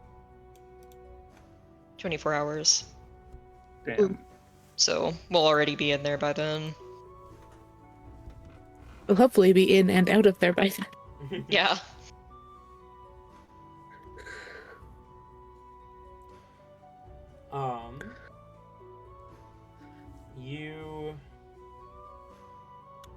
You eat. Is there anything you guys would like to do?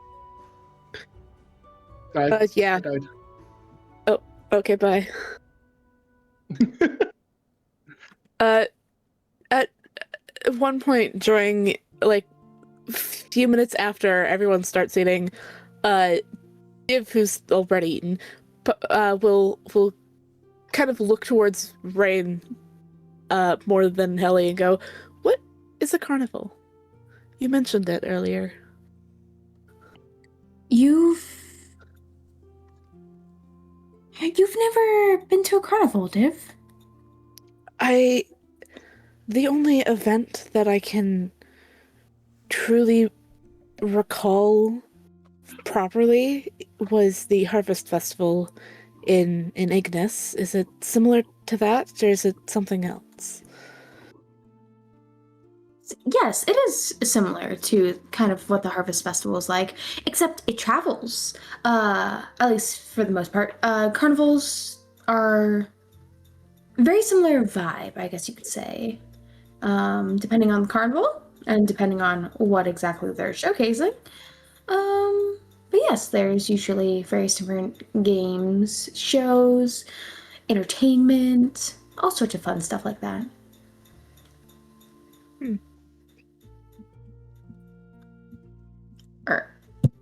Out of character question, are we supposed to like try to invite Div to this, or should we just let him not come? I mean, to be fair, depending on where it is, the other person would not be I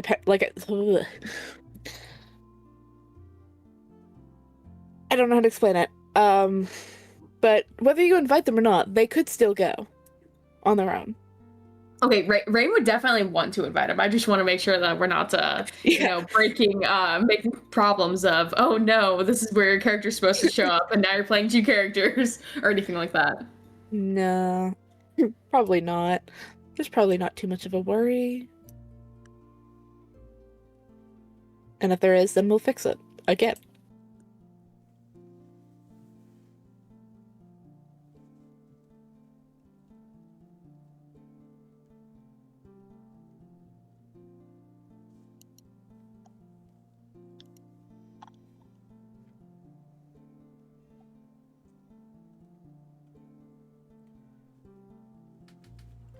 Is there anything else you guys are doing, or are you just heading to bed at this point? I can't think of anything. Nothing comes to mind. Honk and shoe. Okay. You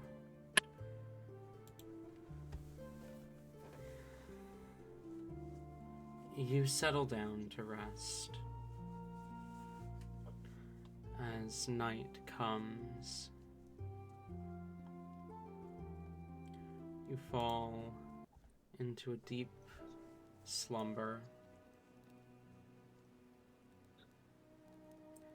Vemfer. Yo.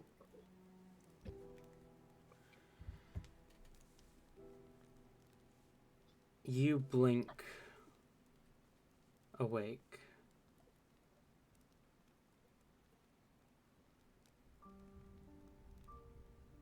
You don't find yourself in a dream. You find yourself awoken by something in the middle of the night. As you sit up, you notice your axe is in hand. Roots curled gently around your arm.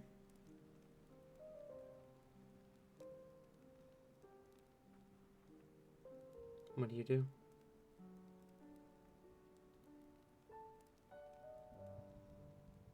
You'll kind of like look at it strangely a bit, kind of study everything about it, think for like a moment. And the curiosity gets the better of her. She's going to lightly drag one of her fingers along the blade of the axe, cutting herself on it. You slice open one of your fingers, letting the blood soak the blade. Drip, drip, drip. It doesn't take. You suddenly are standing in a forest, blood soaking the ground around you and staining the axe head. Two people in front of you cower as rage courses through you. Anger, hatred. These people are your enemy. And you drive the axe into their chests, tearing them apart limb from limb, carving their bodies even long after they've died. You're sitting back in your bed, staring at the axe, the blade red slightly with your own blood.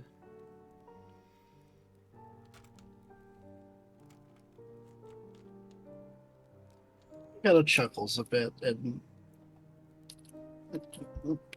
just kind of puts her hand under the flat of the blade and kind of like bounces a bit. She's like, I know what you want. I'm more than happy to give that to you.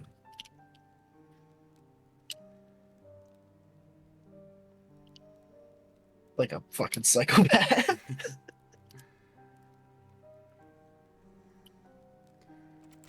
The blade doesn't seem to respond, but you almost swear the roots around your arm feel slightly less tight, slightly looser.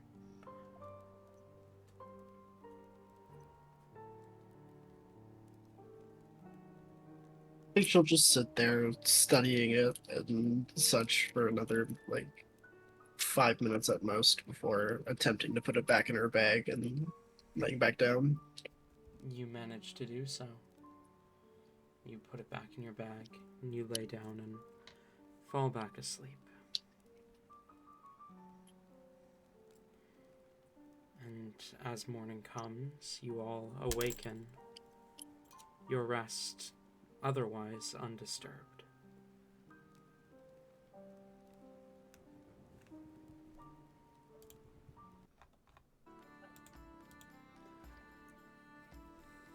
As you all awaken the next morning, what would you like to do? Oh, die. No, I die faster. No! Yep, Well, there's no point in me dying if I wouldn't be first. Okay. exactly. That's what I thought. I guess I get up instead. A shame.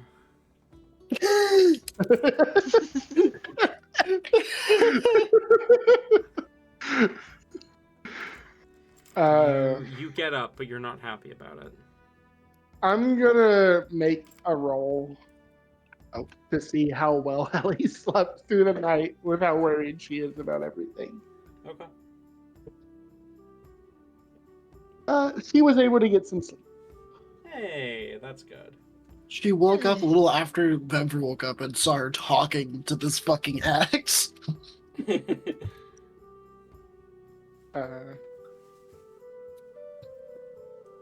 She wakes up and she's just getting ready for the day. I don't have anything special in the morning. Same. Yeah. Okay. Getting ready, then heading to the lake. To the lake.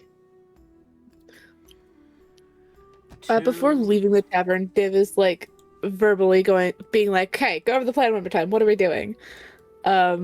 Which is my way of out of character going, "What was the plan again?" Because it's been a week and I kind of forget. It was everyone gets into a bag of holding. Div takes both of them and then teleports into the place using Blink. Yes. You want to use Blink? Yes. So I still think it would be like more cost effective to have Philly do it, but if you want to use Blink, that's fine. a bag of holding can hold up to 500 pounds. Uh-oh. Which, I believe is more than the party collectively weighs. We do And have even if it wasn't, several. there We are do have a two We couple have of bags. we also have things in the bag though. Mhm. So, There are also 2 bags of holding. yeah. I mean, Vemper can get her in her own easily. Fuck, there are 3 I bags of holding. also prepared something because I thought about a thing that we could also do to get in here. Oh, Mhm. I know there's glass, but I imagine there's stone of some sort that it has to meet. For sure. Is it at least is it thicker than 5 feet between outside the water to inside the place? Probably not. Okay. New plan dropped. Hellebore casts water breathing on everyone. We dive down, and she uses stone shape to open up a thing while using control water to redirect the flow away so it doesn't flood while we open a thing into the passage. What level is water breathing in Sunken? It take 1/3 level, 2/4. That is a bit steeper than one third level, or 1 second level if we get Philly to do it. I say we have Philly do it personally.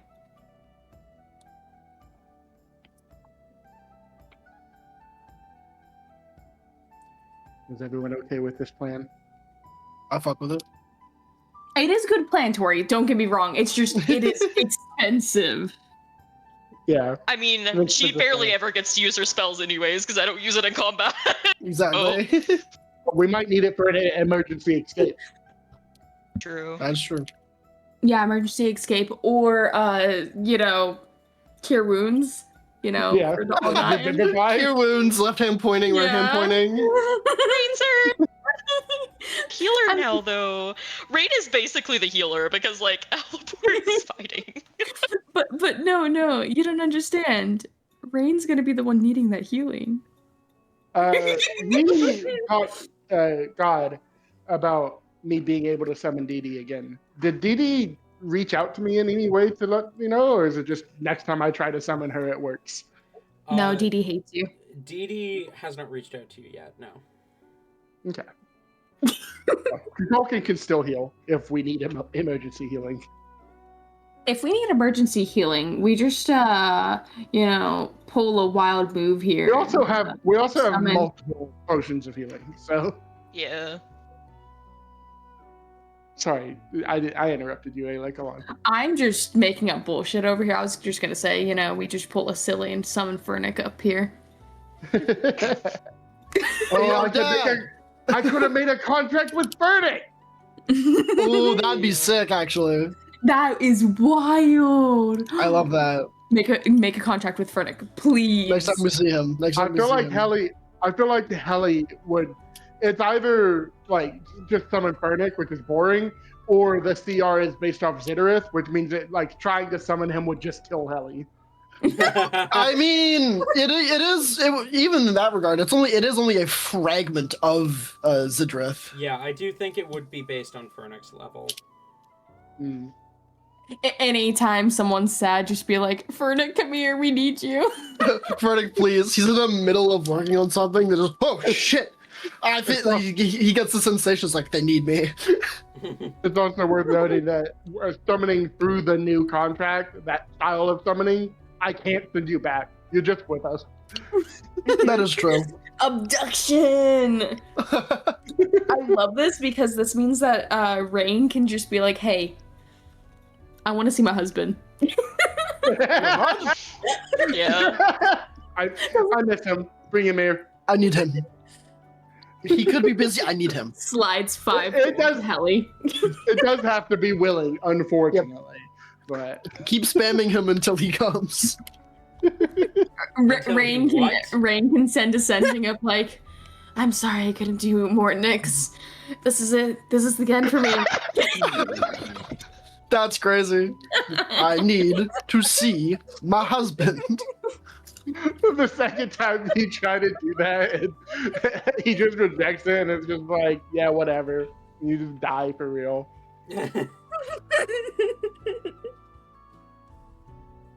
Are we going with the Philly plan or with the Blinks plan, or what are we doing? I'm gonna blink you. Yeah. The Philippine Okay, would I probably just be the noticed- most effective. Out of curiosity, who all has a bag of holding? Hello. Hey, Philly. Philly is my bag of holding. I just stuff Okay, it down his throat. There are. I forgot that Venfer had one, so there are now 3 bags of holding within. Yeah, we should definitely all be able to fit into the bags. Yeah. Especially question since like, now the is- rat. Do we just drape them all over Philly? Yeah. No. Yes. Billy, Billy holds all bags. No, the plan was for Philly to hold all the bags, and Philly would teleport you in, because I can just unsummon Oh, you yeah. and Philly. And then we right, use okay. prestidigitation to dry Div up. Yes. Okay, because- there we go. That's what I'm missing. All right, never mind. We're good. I figured it out. Cool. Okay, we let's instead of just repeating the plan a billion times, we get in the bags. What was the plan? Oh God. I'm sorry. This is the part of the show where like we have a voiceover of them explaining the plan, but visually they are completing the plan as we explain it. Exactly. Yeah. We Mhm. get in the Which bags. then gives me. Are we getting in the bags now or when we get to the water? We are at the water. You're at the water now. Okay. We get in the bag. Div picks up all the bags and wades into the water. Billy comes in with him. They get to the bottom, and Philly casts Vortex Warp on Div to send him into the room through the glass. Okay. God, I have a question. Yes. This is gonna be a dumb question, but you know how in prestidigitation it says you instantly clean or soil an object? Yada yada Yes. yada. Well, Please don't put Would shit dead in the bag flesh- of holding. would dead flesh, a dead body count as something dirty? If the caster thought of it, would casting prestidigitation on Div just make Div die and disappear? No. No! Because No, what? Oh my prestidigitation God. on a corpse wouldn't get rid of it. It wouldn't? No! What? No. You Oh, are wow, dirtying okay. the landscape. Be gone with you. You can't just get rid of That'd be bodies. so overpowered if so. You would also have to get rid of it like a foot at a time if that was the case. Okay, how far do you have to dismember a body before it's an object no longer? A 'Cause we body, can get rid of a body is always an object. Well, a dead body is always an object, but it says soil or clean an object. It doesn't say erase an object. And a corpse does not count as dirt that you can erase. Okay, but Yeah, like you it's can like clean up dirt and blood, grime. I'm assuming, right? Pardon? But I'm assuming, like, with that, you can, of course, like, clean up blood and stuff like Yeah. that. So if you were to, like, really grind down... Okay, Div, you are standing in the room now. You are drenched wet. We did the whole thing. I did the voiceover. Philly teleported you in. God, what happens? Okay. Rain, I mean, is there another- people in there? shut the another word from any of you, and I'm ending session. Thank you for coming. We'll see you all next week. Okay. I'm sorry. I do want you guys to know, you the players to know, that for the bit I did tab over to the end screen when I said thank you all for coming. I'll see you next week. Amazing. Oh, wow. Anyway.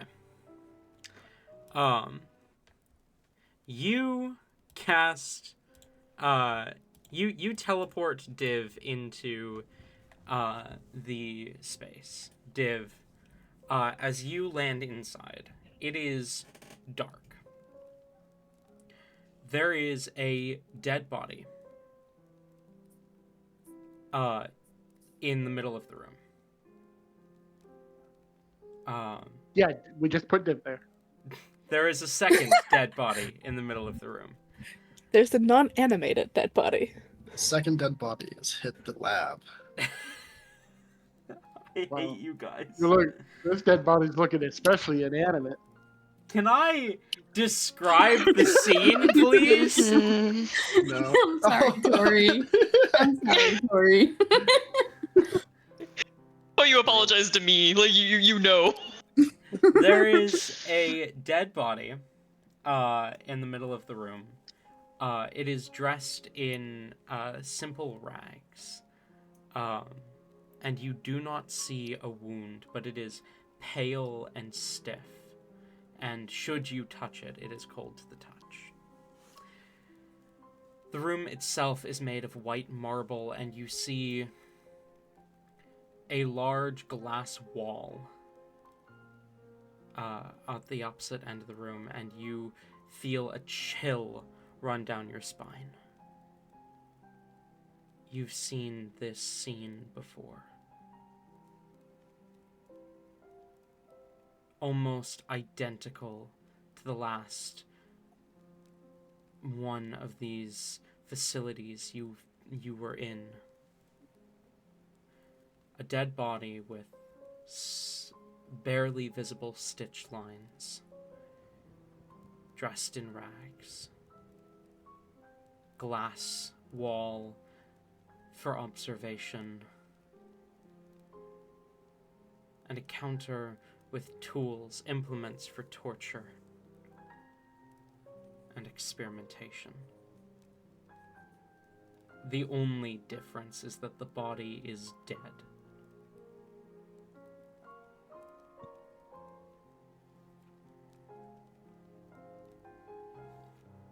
What do you do? You said it's dark in the room. Is there any like light source other than the water window? No. Div does not have dark vision. Does that affect what they may or may not be able to see?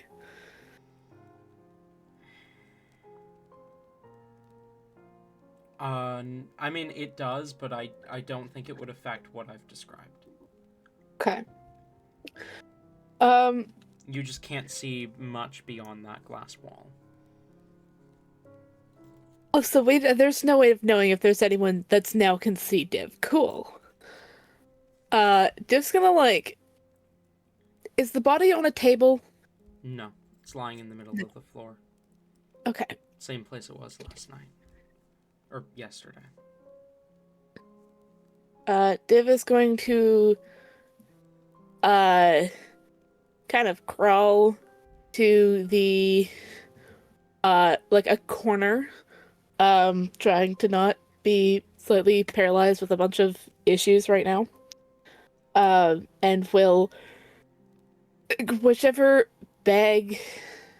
Well, no, we'll kind of open bags and help people out. Okay. As fucking I do weird have as this dark vision. is. The fuck's this look like? Well, you also have a light source above your head, as well. Your I have a halo. light source. Your halo provides dim light in a small radius around you. It's also worth noting that I have 120 feet of dark vision. Yeah. So I Uh, want to create a character that has like very far dark vision but needs glasses in order to see well. that Yeah. could be fun. You're Missed. nearsighted. Missed out here just existing. Speaking of dark vision, who has dark vision? Me. Rain, Hellebore. Helipper does.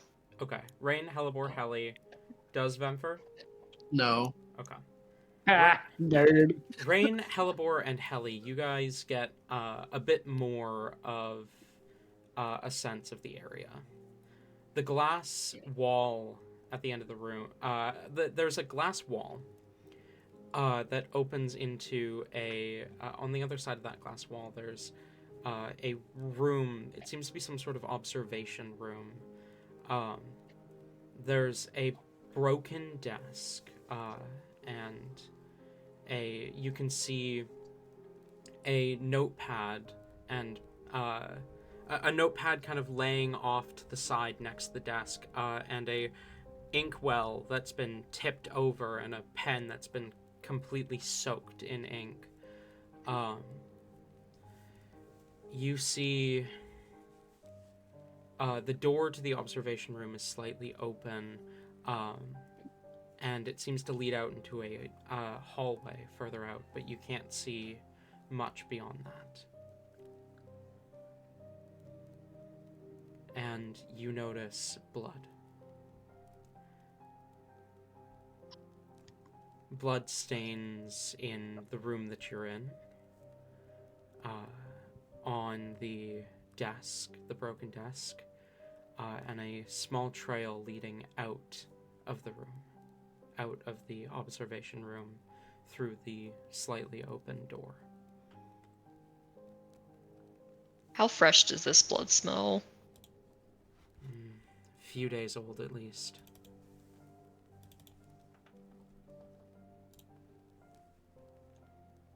Okay.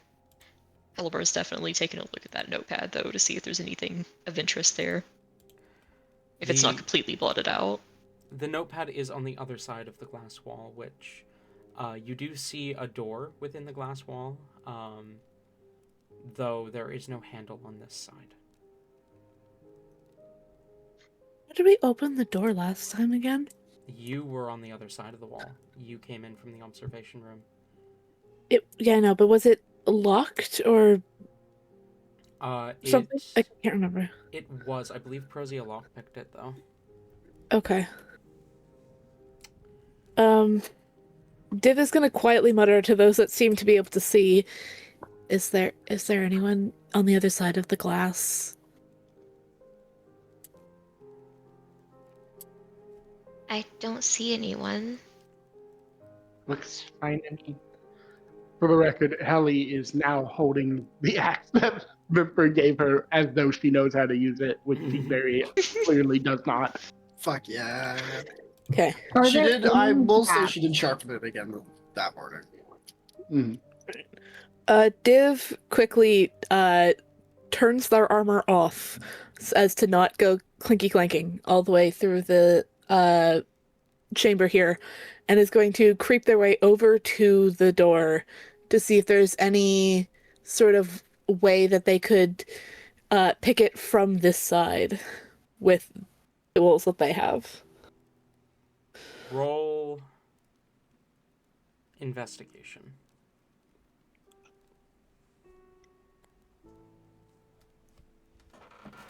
$24.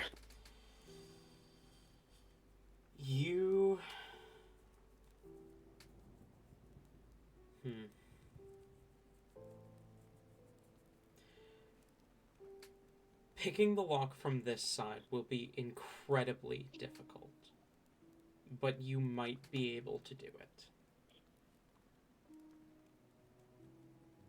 We're gonna try. Okay, roll sleight of hand.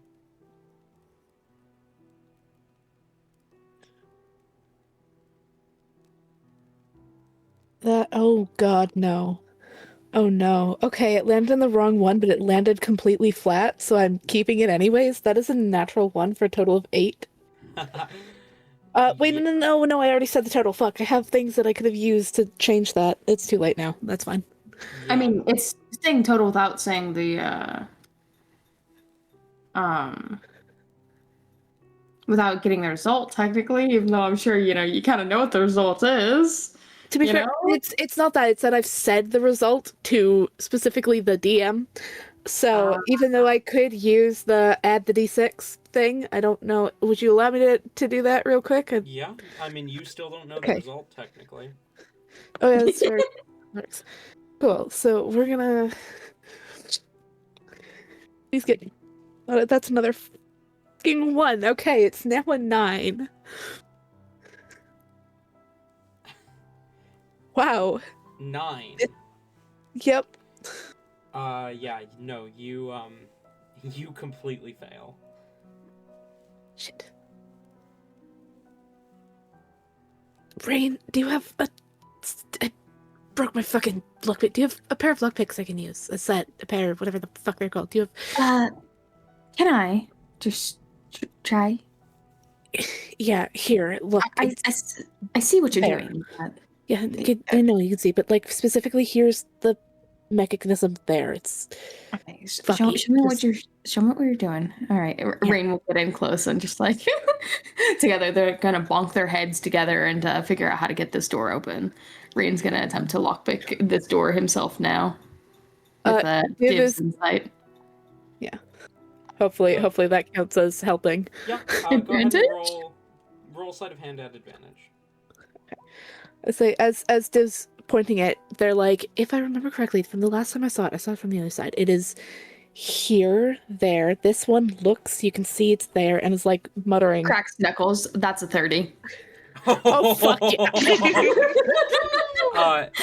As Div begins to point out the flaws in the door, you notice a pretty damn big one in that it is made of glass, and you can see the lock mechanism.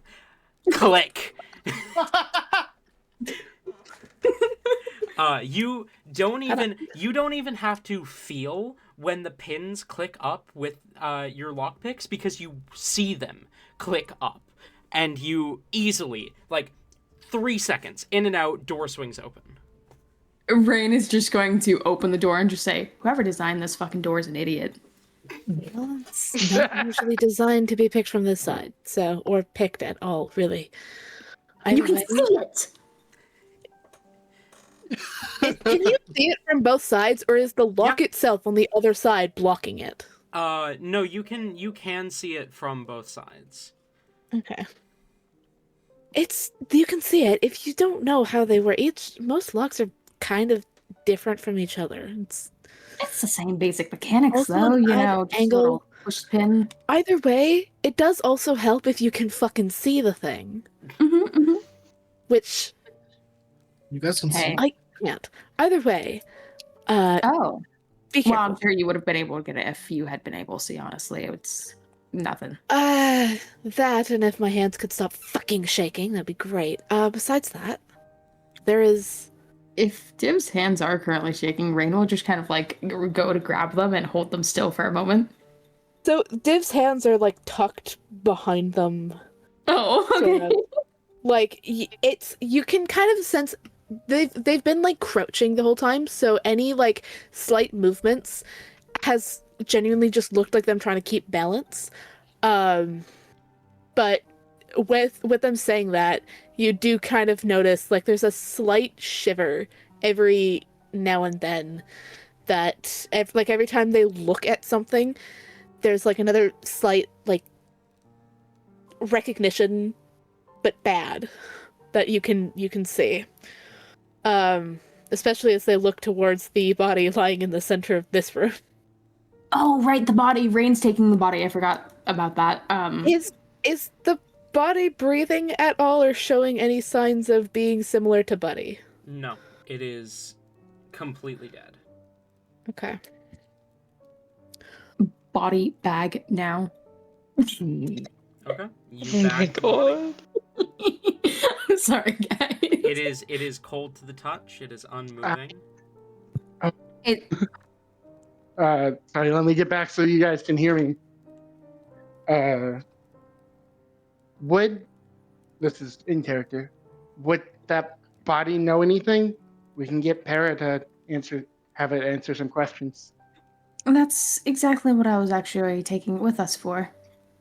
Yeah, it might, but it is probably not going to be the best here.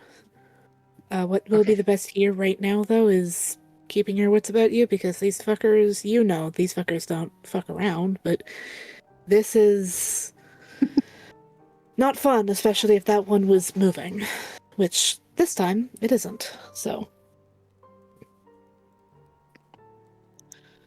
Caliber will go ahead and do a pass without trace on everyone, and then just kind of motion. Should we go ahead and get going then? Hit the way. Well, yeah, if we're doing this, we're doing this. Are we doing this to just kill everyone inside, or what? There was like 2 things mentioned: killing everyone inside, or sneaking around and finding information. What are we doing? Both. Bit of both, hopefully. Okay. I say we should sneak as long as we can, but I don't think we should leave without killing. I do want to just remind everyone, not all the people in here are needing death. Some of these people are, well, they've got no other choice.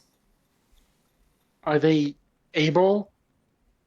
If we can talk to them, are they able to not fight us? If they're not actively being commanded, the Duke of Shadows stopped fighting us once the command had slightly shifted into something that wasn't immediately go do it, but also wasn't kill them. So. This is Terrain, and notably, she looks very sympathetic. I want to help as many of them as we can, but if it's us or them, we have Definitely to choose. protect yourself. Yes.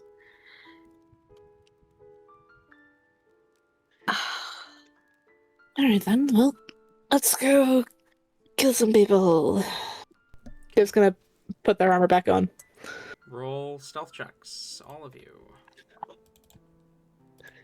The reason why I specify that is now I have disadvantage on stealth, which is fucking hilarious. Yep. Without trace, at least. Pass without trace? Oh yeah. I don't know if it came through earlier, but yeah, she casted that. How much is that She did again? say that. Plus 10. Plus Plus 10. 10, I Plus think? 10. Okay, just like Hey. just double checking. With pass without trace, I got a 20. Got a 34. Can I get like quarter advantage because like Rain Nope, will 33. sort What am I of talking be going invisible? So Rain will be kind of leading the group a little bit, because he will be using moments to like go invisible briefly, like peek around corners and everything, make sure it's clear before turning uninvisible, like motioning group forward, stuff like that. I'll let you roll at advantage, sure. Thanks, because he's not good at it anyways. You don't really need it, but sure. It's really funny, because so I've rolled a 7 and then an 8, which is so great already. So with pass without a trace, though, that it does add up to 20, luckily. Hey, 20, 20, 34. We're not totally in the fucking dumb here, but like it's really fun. It was my second all roll, did. but I critically failed. It was my second roll though, so it's fine. 14. Is that with pass without trace? It's pass without traces plus 10, Yeah. right? Yes. Okay, then it's going to be 24. 20, 20, Okay. 24, 34. Halibor? 23. 23. Okay. You all begin to move near silently. Could I have perception checks from any of you keeping an ear out? Or an eye out? 12. 12. Or if I keep a nose out. Sure, I'll allow it. What if I keep a tongue out, trip, and then bite my tongue off? What if I keep? Nope. Actually, I'm keeping that joke is staying. Are you gonna say, what if I keep Ew. my dick out? Yeah. Yeah. Yeah. I was gonna say no. that. That's not appropriate for Twitch. We don't do dicks here. We don't do dicks here. What if I use it like a dowsing rod? Hear me out. Oh my god. What if I use got you like a dowsing rod? No, I got I'm okay. Another 23. 23. What were you saying, Tabby? 16. 16. 9. 9. 9. Brain? 9. Okay. Oh boy. 9, 9, 12. What did you get, Hallie? 16. 16, 23. Yes? Okay. Sounds about right. Oh, for the record, before we left that first room, I would unsummon and resummon Billy, so he'd be with us too. I figured. Though He got a he's natural one. on perception? Yeah. Okay. Can you also roll stealth? He does have advantage because he is invisible.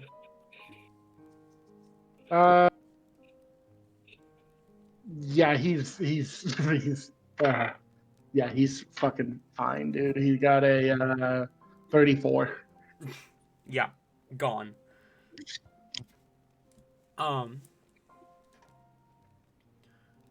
You begin to wander.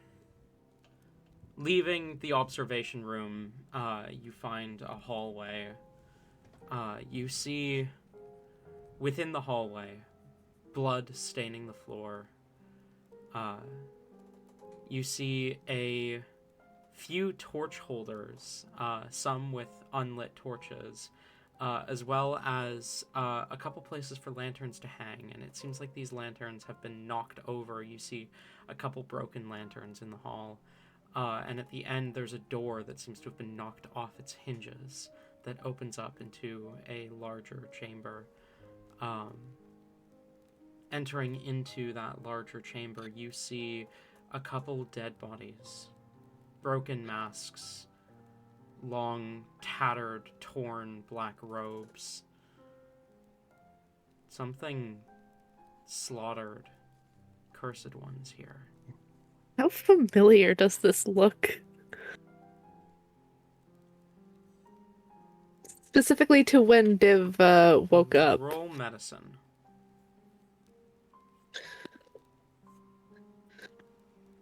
Oh my gosh. Wow, we're getting such good luck. Medicine. 8. It certainly reminds you of it. Carnage of cursed ones in black robes and blood stains on the walls.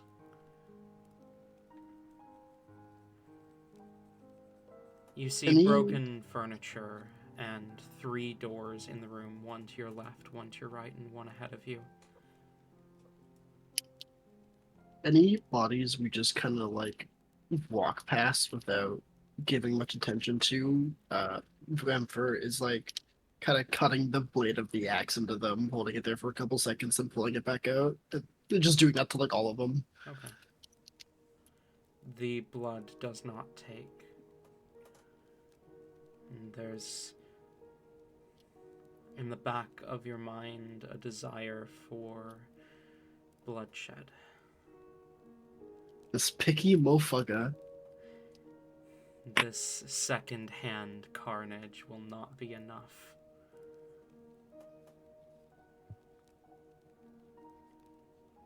Can we do blood sacrifices to your blade? Yeah, if you want to just hold out your hand. Okay. Sounds like a plan. Awesome, Still thank much you. carnage though, so like So there's 3 doors in the room. One of them is open, 2 of them are closed. The door that's open is the one to your right. There's a door to your left, and there's a door just ahead of you, and a trail of blood leading through the door to the right.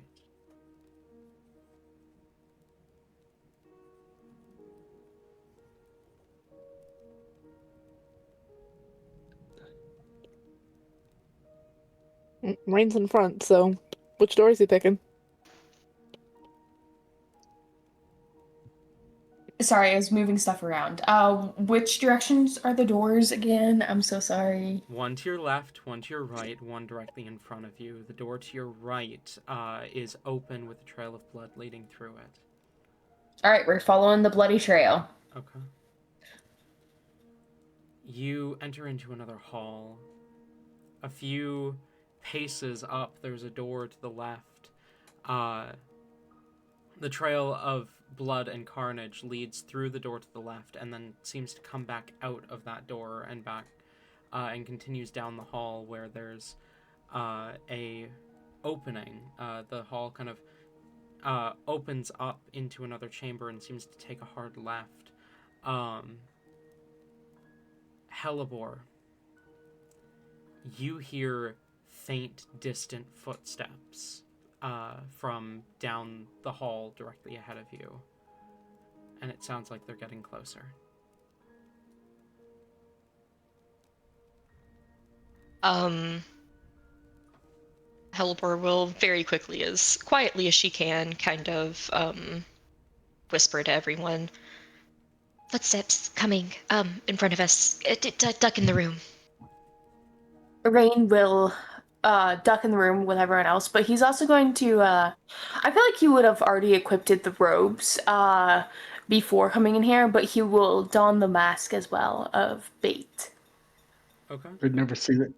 They'd never see this coming. I goose into the room. Oh shit! Oh my god. What kind of goose? Is it Canadian? Yeah, all geese are Canadian. Oh! This guy's done for. Oh my god. Oh boy. Fucking cobras with wings over here.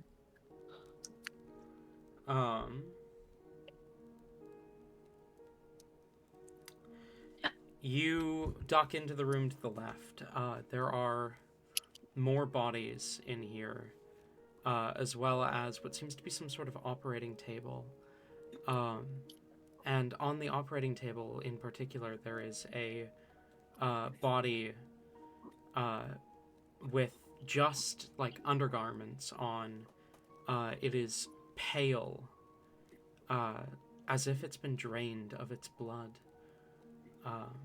And it seems to have somehow avoided the carnage. The carnage is all around it, but not the body on the table. There are broken glass vials all over the counter near the operating table. And Rain, you realize with a start that body was halfway through a crest transfusion. Oh, fun. And then vampires came along? No. In order to perform a successful crest transfusion, a body must be completely drained of its blood. Oh, fuck. Right. The broken vials stained with red, you suspect are not because the blood of the carnage was thrown around the room, but because those vials contained crested blood. And to corroborate the said theory, Hellebore, the scent of fresh rain is thicker in this room, though it is still dull and old. Oh, this is gonna be so bad. Rain is not going to explain this to the rest of the group. Instead, he's also going to... How many of these vials remain? None. All of the vials have been shattered. Okay.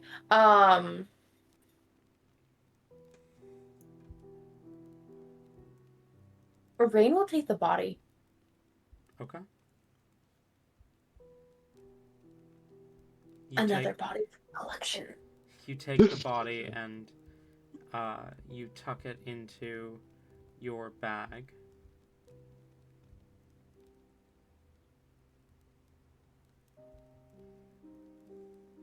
The footsteps grow closer at this point.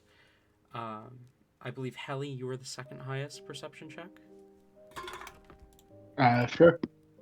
You can also hear them now, slightly, faintly, but growing louder, growing closer. There's nowhere else in this room to hide, is there? Not really, no. Then I would just be next to the door with my axe in case they come in.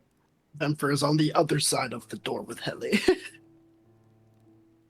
What if we all just hide, like, on the other side of the door, like, so when they swing the door open, they can look in there and be like, huh, no one's in here, close it, or they can open the door, like, walk forward, go close the door, and we just jump them.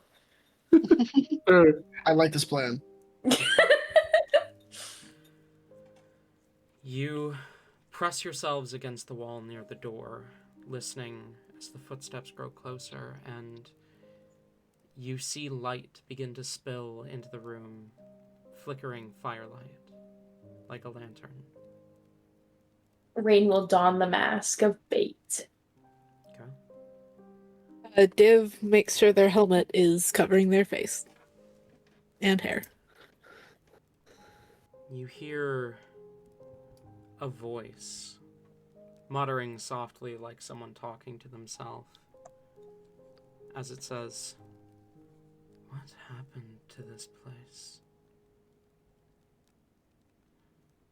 This wasn't bandits."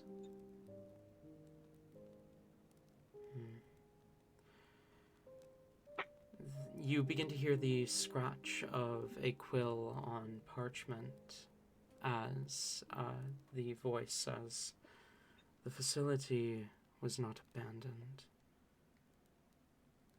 but the site of a slaughter. Blood stained the walls, doors broken off hinges. I've seen 3 bodies thus far, and likely will encounter more." The footsteps stop just outside the door.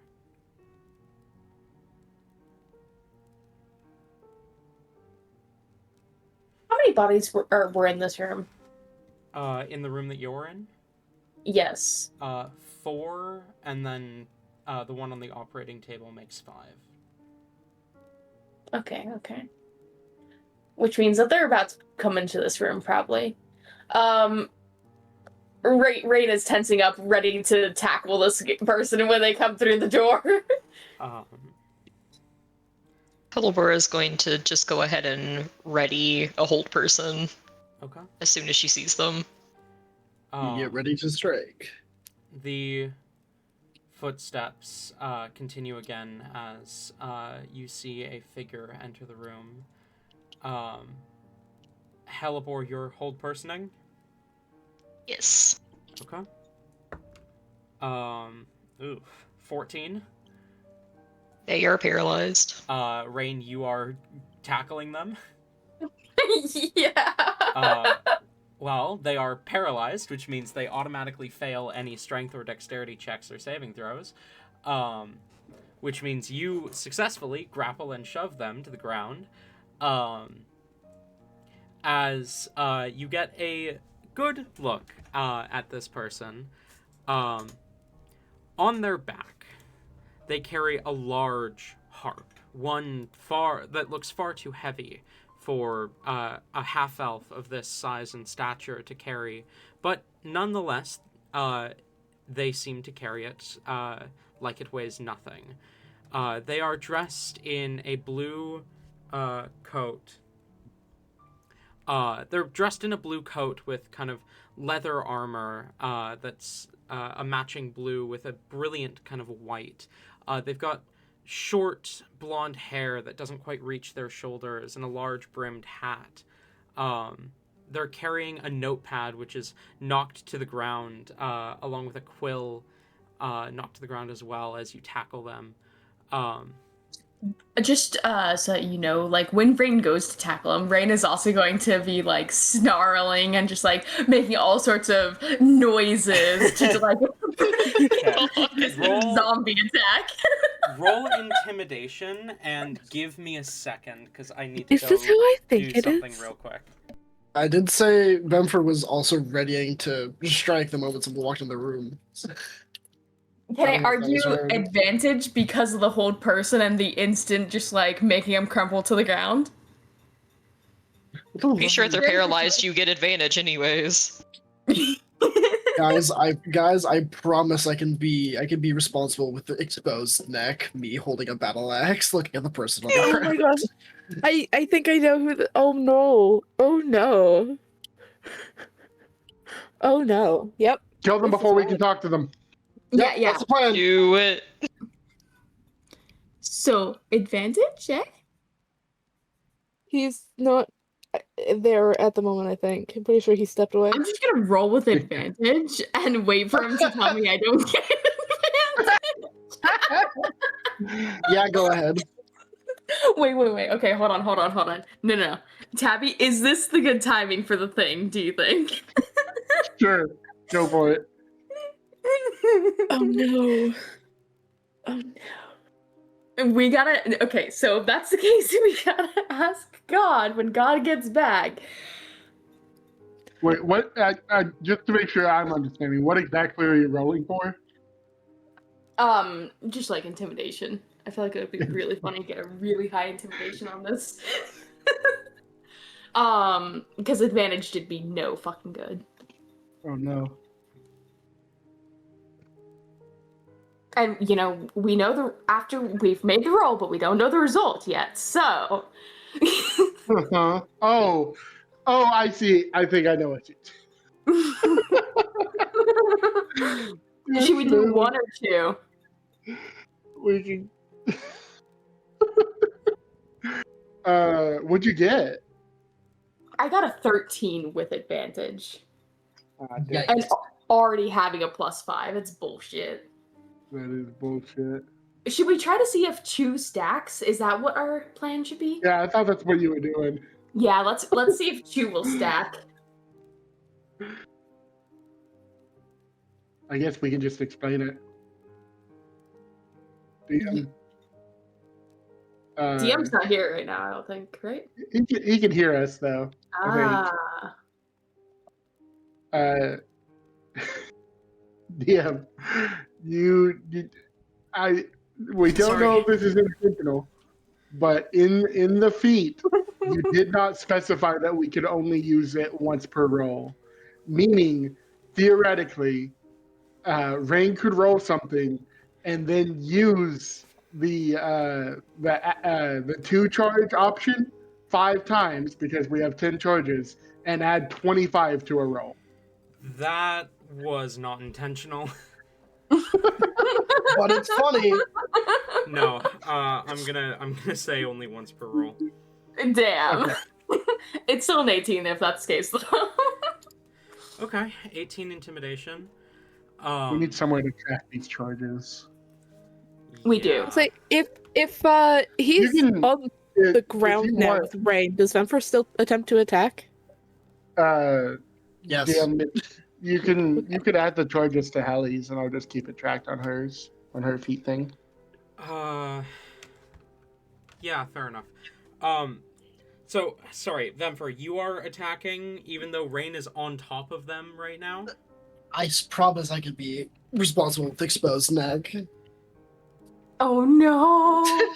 It is also a crit if you're attacking within 5 feet. Yeah, melee. Please don't kill this guy. Melee Yeah, auto no, crits. I second that actually. We just want to scare him a bit, not want to kill him. Go ahead and roll crit damage. Okay, let me. I haven't which- calculated what her new crit is yet. Yeah, the crit does include the extra damage from Actually- your blade. I'm sorry, but I feel like Rain wouldn't want this to happen.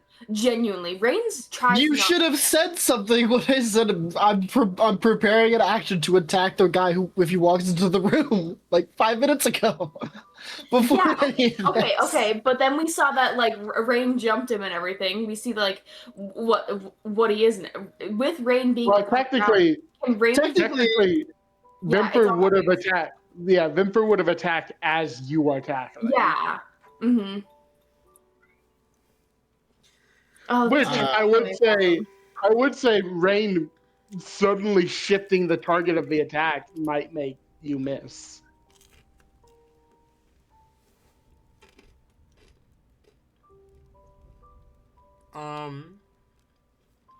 Do you wanna?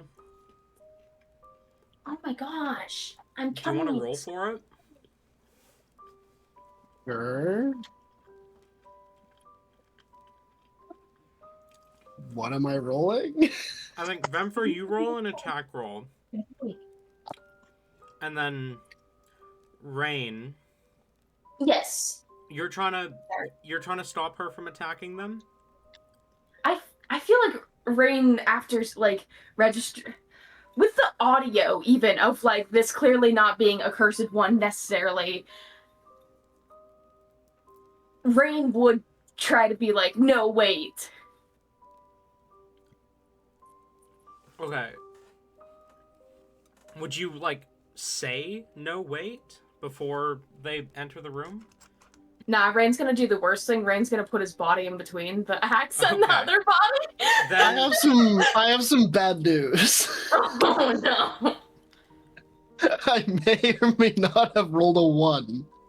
oh, okay. So roll damage as normal. As and we'll- normal. And Okay. we'll say you hit Rain Oh my as he jumps God. in front of your Oh attack. boy. I did say, blood sacrifices for your axe. It's 20 damage. Now, Vemfer, I have to ask. Yes. Do you consider Rain to be your enemy? No. Okay. Yes. Oh, come on. Yes. I mean, if we want to go see how far we can pull this axe. Yeah. You want the axe to feed, don't you? Everyone's your enemy. Your instinctual answer was no. Then, as you pull the axe from Rain's back, the blood drips from the blade and does not absorb into it. Hey God, do we recognize this man? Div roll history. Oh, I don't know if I can. Okay, please, for the love of work, because this is gonna be really fucking funny if it does. Is like, come on. Natural 20 for total of 24. Let's go. You, as the lantern falls to the ground and the light kind of washes over him, Rain growls on top of him as he's paralyzed by Helibor's spell. Recognize him as Theseus, the historian you met in the land of Asunia. Okay, in that case, Div out loud, also now realizing that look a little late considering Vemfer's already attempted to attack and hit Rain, as Div goes, oh wait, no, not him. Theseus, what the fuck are you doing here? Rain's growls will quickly turn into a little bit of a whimper scribe. Go ahead and heal 16. I'm gonna second level cure wounds you. Then for pulling the axe out of your spine, like what was like you daft, you stupid. That hurts. Div is gonna kind of put themselves, I guess, beside Rain and between Theseus and everyone else other than Rain. Yeah, and Rain then is we'll shadowing this man. yeah, we'll check to see if Rain's okay-ish, and then we'll kind of glance at Theseus, going, "Hey, buddy," still with their helmet on, so their face is not visible in the slightest. Helibor, are you keeping the spell up? I don't think she's focused on that right now. We have like 2 people on top of this man right now because she's on top of Rain, like licking his back now. So that is what she's focused on. So Such a weird scene for Theseus. So are you saying you're dropping concentration then?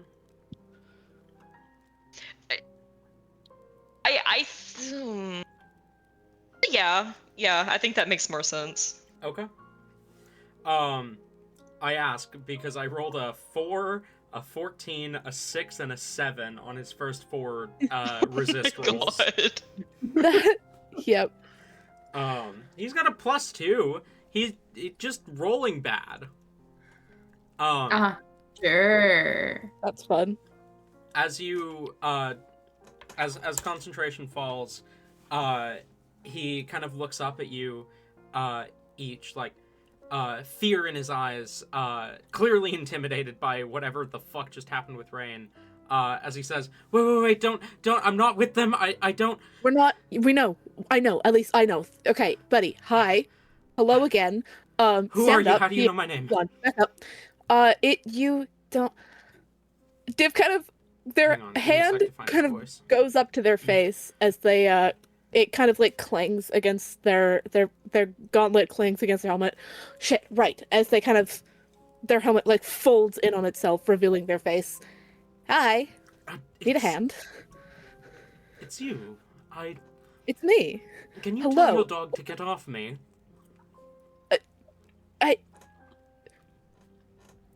As his gaze You say that flicks to again and- Rain. You say that again, and I cannot promise that they are not going to just kill you. Could you guys please kindly get off of the... I still don't know what you are, but the Theseus. Can you get off of Theseus, please? Benford's just gonna like reach down and like pick Rain up. I feel like Rain like is in a little bit of shock of getting an axe to the back still, so he's just like completely limp noodles when when Benford picks him up. Just like picks him up, kind of like sets him on his feet. It's like, can you stand? Rain would probably go down to the ground at least to like just like kneel at least, just like ow. I'm sorry. I didn't realize you were gonna do something that reckless. Yeah, Helly will kind of crouch next to Rain and just say, "Yeah, you really shouldn't get in her way." By the Noted. heavens. His gaze kind of flits back to you, Div. Where are the others? I liked your old friends better. I fucking hate you. Hey, you... We can still kill you. Oh, And everyone... unlike him, I will actually eat you. Quiet, please. For Just say that. 3 seconds. They are... One's probably dead. The other one is either dead or been kidnapped once more, and the third is probably at... I don't know. Have you... When did you leave Asunia? Did you hear of Barkley returning? Because that would have been a couple weeks ago now. I don't know if you were still there or not.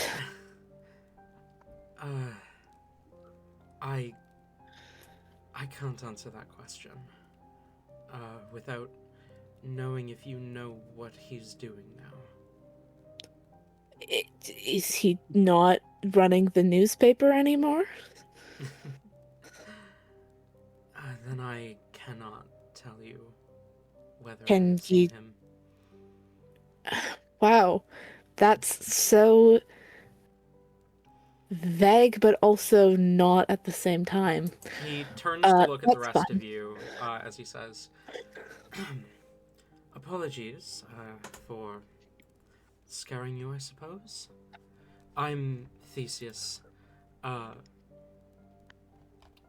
Thank you, Tori. Yeah. I'm Theseus. As you can probably tell, I've met your companion in the past. Though I have a new employer now. I am a historian working under Webb in Asunia." Hey God. I mean, Mm-hmm. why are you here? Does that trigger anything?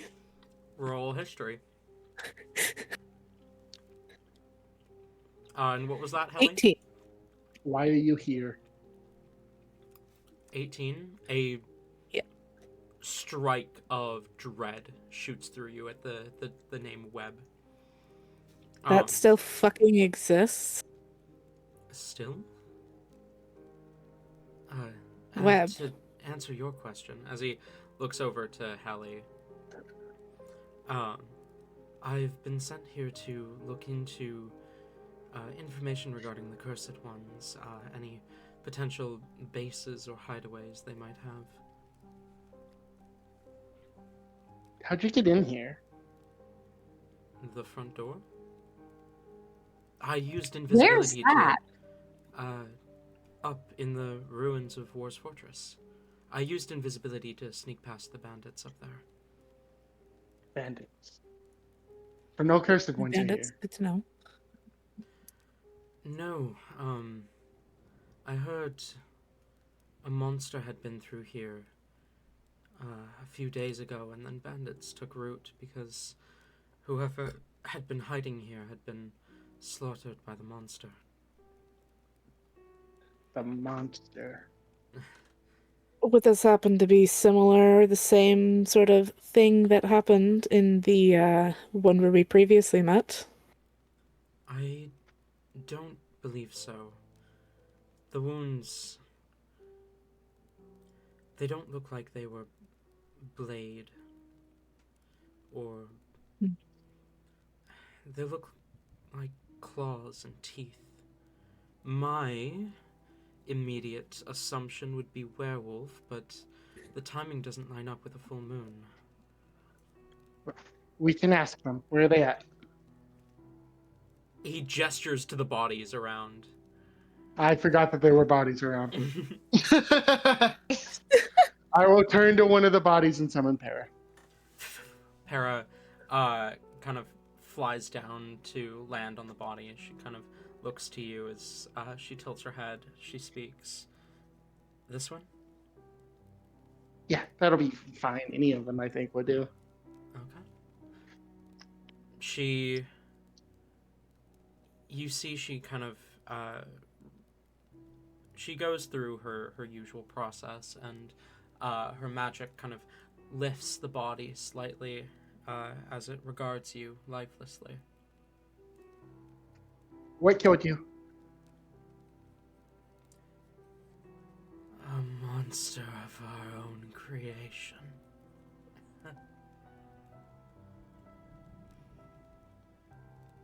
Could you give more? Azius was her name. Before we stripped away her humanity.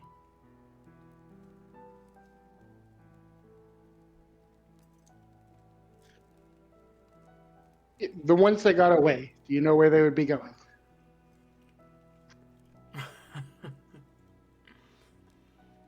None could escape her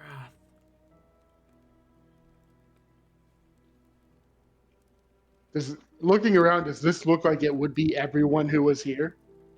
Well,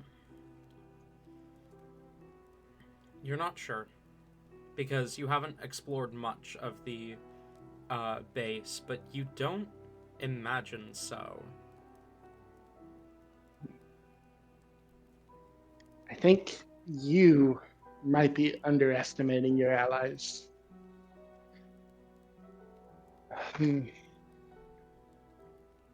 I look to the rest and see. Any other questions? I don't know.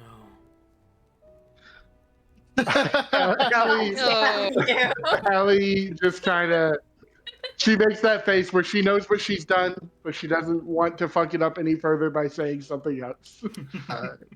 To not actually trigger anything mentally to Helly, maybe something about the procedure or what they did to her.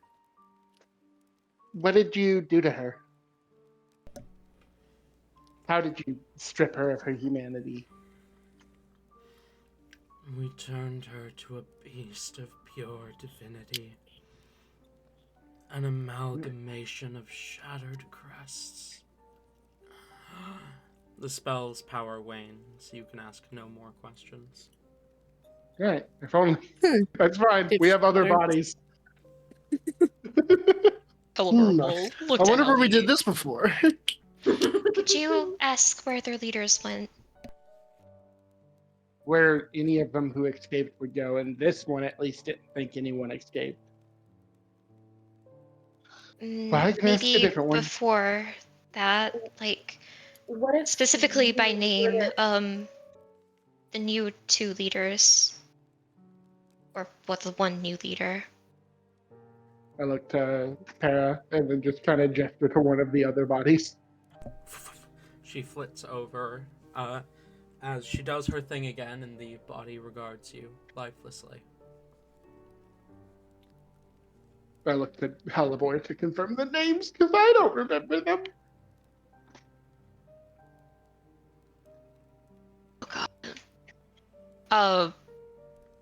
Helper will Or Terrain. look to them. I don't remember the names off the top of my head either, but I'm also falling asleep, so you know. Do you know where Mishu is? I say that. The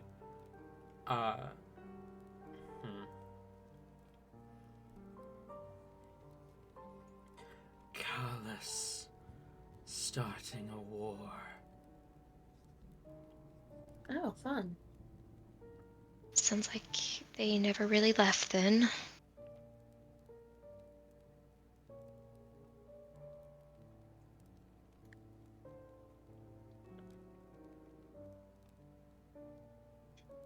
I try to think of how to ask Helibor for the other names without asking it, so I don't waste your question.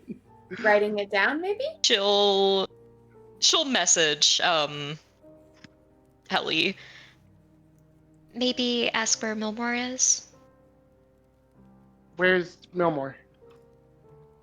The body remains silent. It does not know. Does that use a question? Yes. Motherfucker. I have a limited amount of these. No, I don't. We can ask this one the same thing. Maybe they're smarter. If those of you who escaped, where would they go? Deeper into the facility. Away from the carnage. So, the name that you said just a few seconds ago, the one, what was it, Alexia or something? Alexios. Alexios. So Alexios was turned near the top of the facility? Yes.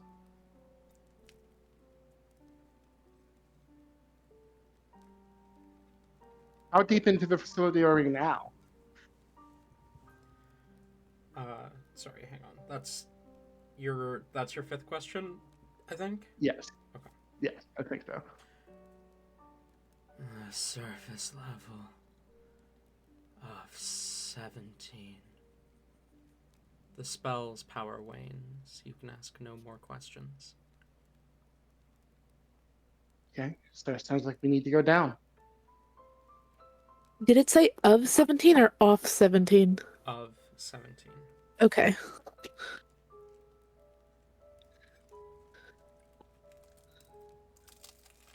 Just gonna look to Theseus. Have you just gotten here, or have you doubled back at points? Sorry, I just took a bite. Great.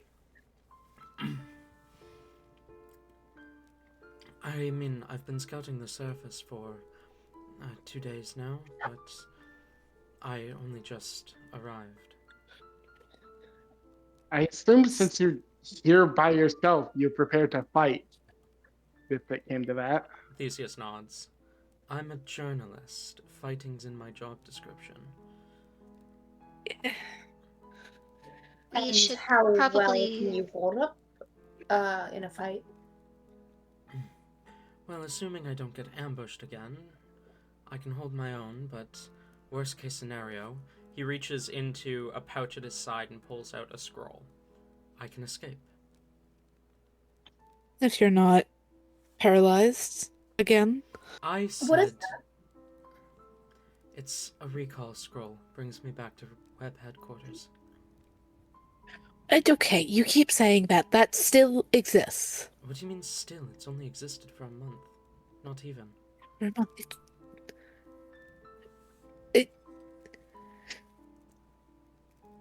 So it got do think that we restarted. should maybe get a move on, though. In case there are people hiding down there, they might already know we've breached the place. They might be destroying evidence. We might want to hurry and not sit around. I don't think they would necessarily know that we've breached the place, but I agree that we should get moving. I've changed What my was mind. the I like her better than your old friends. What was be the fair- verdict on how fresh these bodies were? Couple days. Couple days. Whatever they. Okay, sorry, I was interrupting. You do your thing, Div, and then I'll do my thing. Okay. Div was like, to be fair, the other group was incredibly dysfunctional, which is why Barkley and I chose to go our separate ways peacefully before it became violent. Which is why I would like to know where he is so I can find him again, because I need to talk to him. More dysfunctional than us? You Impossible. Seems unlikely. We're the You'd be most surprised. dysfunctional. It's a title Not we hold quite. proudly. No, you not really, actually, but Div, I will shank you. you Oh, see, good. you say that. However, that is still proves my point in that the other group was still more dysfunctional because you've only just now threatened that instead of actually just doing it. Well, you see, So- I've already. That's because the other things I haven't been threatening you with, I've just been doing them. Let's get a Wait. move on, shall we? Yeah, if whatever happened up here, if it was so bad that they hid in the lower levels for days, surely they'd be coming back up any time now. I have my doubts that they're still here, but if they are, they probably also have supplies down there enough to last to and wait for whatever was up here to leave or die on its own. This is a question to Theseus. Was there any reports of a monster attacking people nearby here? We haven't been here in a while. I did what research I could without straying too far from the site. Apparently, a few carriages coming in from Warsaw City never arrived. If this creature is truly out there after this, it might be in our best interests to try to track it down, see what we can learn from it. Did it- Sorry, I'm continue. I'm here to explore this facility. You're welcome. Yeah. Hmm? You're welcome to explore with me, or you can go search for this beast. We're exploring the facility first.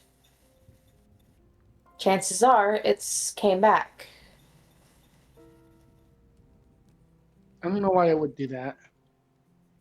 Go find out. And Vemper's gonna start walking up the room. Oliver will follow. And follows. Yes. Viv kind of pats Theseus on the shoulder. Well, I hope you don't mind us, crashing your investigation here. But It's the also, other way around. we're probably not going to be all that useful to what you're specifically looking for. But if you want to help us out, or at least me, that'd be. I keep running into you, and You say keep like this has been more than twice. It's a coincidence. I met Barkley before I met you as well. In one of these facilities. That is true. It's just an odd coincidence. We keep ending up in the same Cursed One hideouts. Theseus is walking while he's talking. Okay.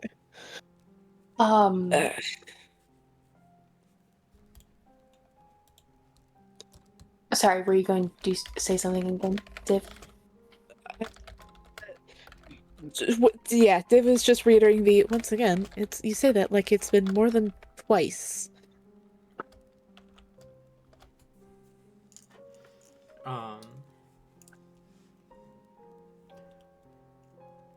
Okay.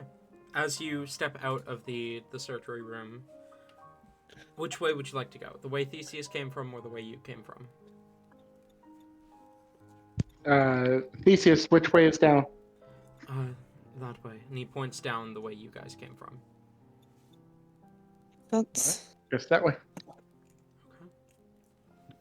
Get a schmoove on. Theseus kind of grabs his notepad and quill and begins to continue to take notes on the scene as you guys make your way back into that kind of larger room. There are 2 doors that you haven't explored yet. As Theseus kind of makes note of it, you can see he's drawing a bit of a map, as well as marking bloodstains and whatnot. You work for the paper, right? You're a journalist. More of an information collector now, but sure. What do you know of this facility, what it does, and the people who reside in it? Well, this is the 5th one of these I've investigated over the last 4 months. These facilities seem to do experiments on people, blood experiments. Most of the ones I've explored have been abandoned, though I did manage to wander through one that was still occupied. The residents, they wear these cloaks and masks, and Rain actively wearing that exact cloak and mask, actually. They wear these cloaks and masks like the one you're wearing. I assume you took it off one of the bodies in here. How did you get inside? I saw no sign that anyone had entered. it came through a wall. The magician never reveals her secrets. Through a wall? As Huh. Div reveals her secrets. You did revealing secrets. Div reveals them incorrectly. We teleported technically through a window. We didn't go through a wall, but we came from outside of a wall. That's So, like, curious. They had a window in the lake. That's how we got in. Yes. it's not broken. It's not gonna flood like last time. I figured you would have learned from your mistake. Learned from our mistake. We didn't do anything. The thing fucking cracked. Either way. These facilities... If it's anything, it's their mistake. She kind of just gestures towards the bodies. Yes, they seem Clearly. to make quite a few of those. The You have experiments... no idea. The experiments seem to focus on crusts. Many of the cloaked ones I've fought have wielded the forgotten crests, the cursed crests, and those that were never written down in the history books. Crests of gods such as Ava, or Sleipnor, or Cricket, or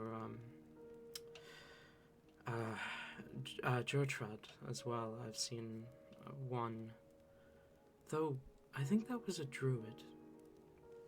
It sounds like you fought quite a lot of them then. I try not to, but when you are invading their homes, especially after they've just had to evacuate, the stragglers tend to be a bit twitchy. Where did you encounter this druid at? During my scouting, just a couple days ago, I wandered towards the Gotskafon forest. I encountered a tiefling on the edge of the woods.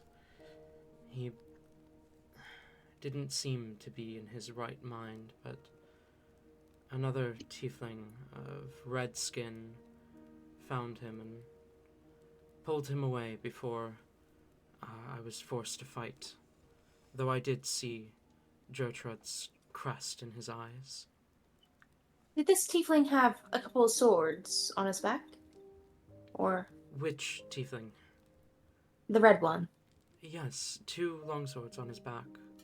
Rain's going to pull out the one of the posters that he forgot to show the party. Which one? Which one specifically, please? Please. One of the ones with the map. Yeah. One of the ones with the other person with the Yeah. mask? Yeah. Okay. He looks at the poster and kind of nods. That's the tiefling I saw. Helibor's eyes fucking flash with fury as she looks to Rain. Your wizard let him go. We entrusted him with her, and she just set him loose to be picked up by a circus act. We don't know that. Maybe this tiefling is one of her friends. Maybe he's watching them. I believe... Who are we talking about? I believe I heard him say... what was it? It was, It's time to come home, Foxglove. Your druid is waiting. Something like that. Oh. That could mean something terrible. Oh no. It's fine. I wanted to go check out the forest after this anyways. It sounds like some stuff is happening there. We can check on it. It'll be fine. We can also check on the carnival if we want to talk to this tiefling. Hey, speaking of That's- the carnival, In days, though. how like, does Rain hold out the poster for, like, and hand it over to people, or is it just, like, vaguely showing it? I feel like it would just be more so like a here, look-see type thing. Like, he's not trying to, like, be quick about it or anything. So Div would probably definitely be able to get, like, a full glance at it and look at it, sure. Okay. But unless asked, Rain wouldn't really hand it over. Okay.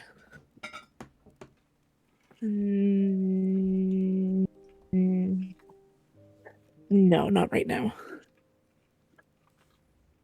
You know, Okay. if you'd like some more information on these cursed ones, I have a fair bit to share. At least a little bit. The idea of Rain opening up to this person about all the cursed information that he No. will not tell us. No. Rain is specifically opening up about the fact that the that nobility houses are involved in this and involved in, like, helping with the kidnapping of the test subjects and everything. And he's outing that bitch and her family line. Which bitch? Arnata? Arnata. God, there are Arnata many is getting bitches. thrown on For a moment, here. I thought you were talking about the Kaboom family, and I was like, "Wait, hold the fuck up!" Wait Oh, a no. moment. Klutz is bad, but not that bad. As Theseus kind of turns to Rain, certainly we can cross-reference any information we've gathered. All right. I don't want to spend too much time recapping what we all already know. So Rain would spill that information, about Arnata and the fact that they do kidnap children, and oh gosh, the poor terrible children that they've taken. Wow. You talking about the thing in the basement? Yeah, that was probably also a child that they took. But Rain is not going to give any information. I'm sorry. Yeah, Rain's I not get gonna that too. Yeah. Rain's not gonna give any information about the fact that he was one of those children. Nah, that's not real. That's not real. That's some fake shit. He'll nod along, and then he'll say, interesting. I figured it likely spread to each of the nations, but I had no proof of callous nobility until... Well, of course, your testimony isn't concrete proof, but it's enough. If you were to travel there, you would find there was quite the scene involving Arnada's beheaded head and a city. I'll keep that in mind. I know a few houses in Asunia and the Empire have connections with the organization. House Gotska and Fur of the Empire both seem to have connections, as well as houses Sandvik, Shadowchild, and Eugenia of Asunia. It once again has a weird little like shiver, but doesn't know why. I suspect House Kairos of Blazeport may also be connected in some way, but I've not found any proof of that. And Blazeport? Where is that? In Asunia. Okay. And how do you know, what proof do you have of the other houses? House Shadowchild, I found in a base beneath Blazeport, which I believe is gone now. I believe it exploded. But before it did, I found a series of letters solidifying the sale of one suffering Shadowchild from House Shadowchild. A black tiefling bearing the crest of Ardir was sold to the Cursed Ones. How long ago? Oh, years and years ago. The letters didn't have dates, but they were quite aged. Do you have these letters? I took copies, and he'll kind of reach into his satchel and pull out a letter that seems freshly written. Well, freshly as in, like, you know, within the last couple months, and we'll kind of hand it to you. That contains a copy of all the information regarding House Shadowchild. Of course... Would I be able to copy this into my own book? By all means. Of course, I keep the original copies stored away safely. Oh, so would I be able to take this with me? Sure. Thank you.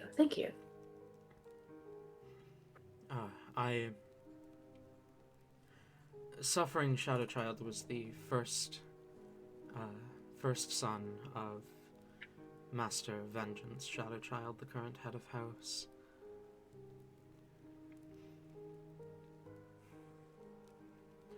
I believe the title of heir apparent has been handed on to the second son, Wrath Shadowchild.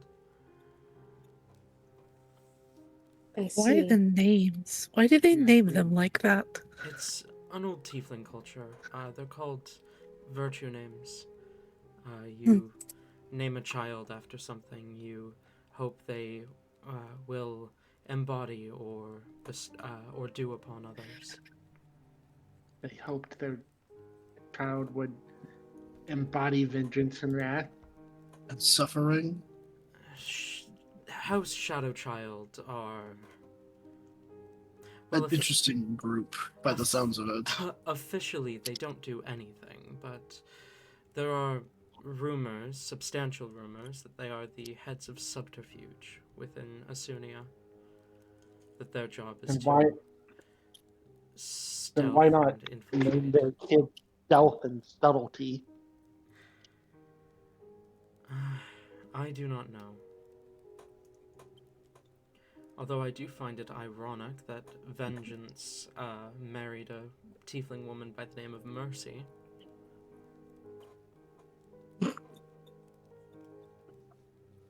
Jokes Ironic. write themselves. I'm sure they do.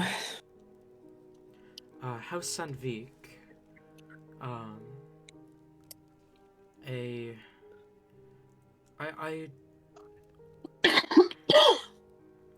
I'm less confident about the connection to Sandvik being one of allyship, but I was able to track an old package delivered to Lord Draxus, back to a Cursed One facility, though, ironically, the package was never received by Lord Draxus. It's stolen by his butler, I believe.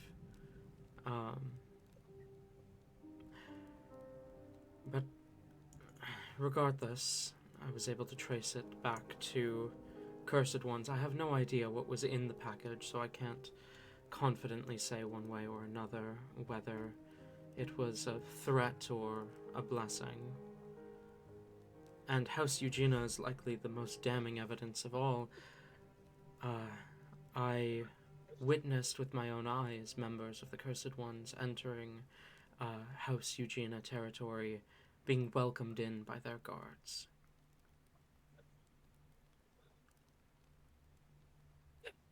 That one. Who are those? Who are they?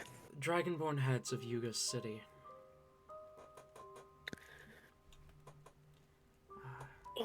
Where is that? Led by Asunia, to the southeast. Led Okay. by Lady Sabo Eugenia. Though only temporarily. She bears no crest, so she holds no true inheritance. But until her younger brother can come of age, she is taking care of the finer things.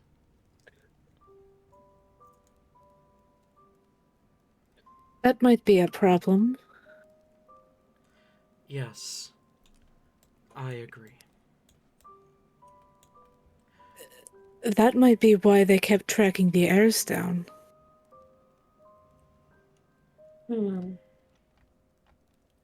You say they were tracking the heirs.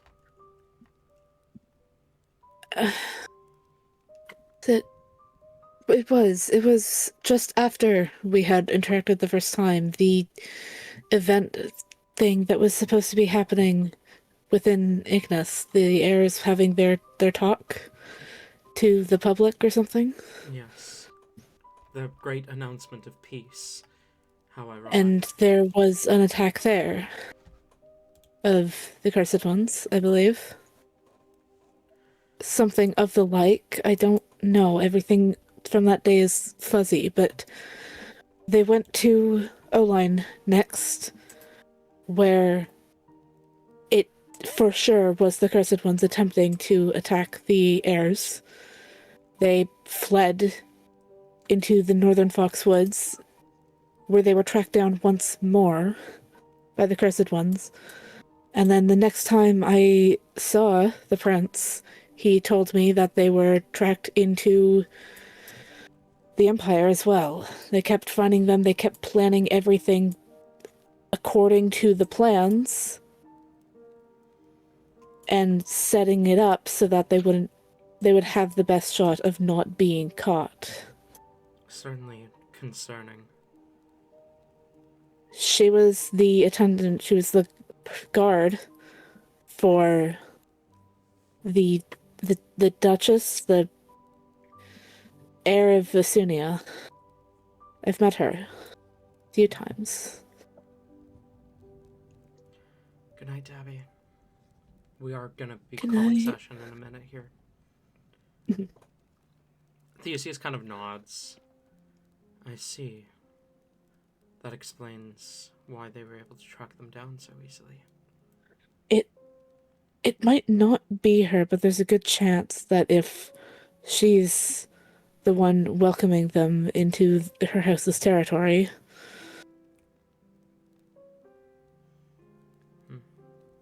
Especially if she'd gain something out of it. But if she's so close to the Duchess, and she's trying to kill her, why not just...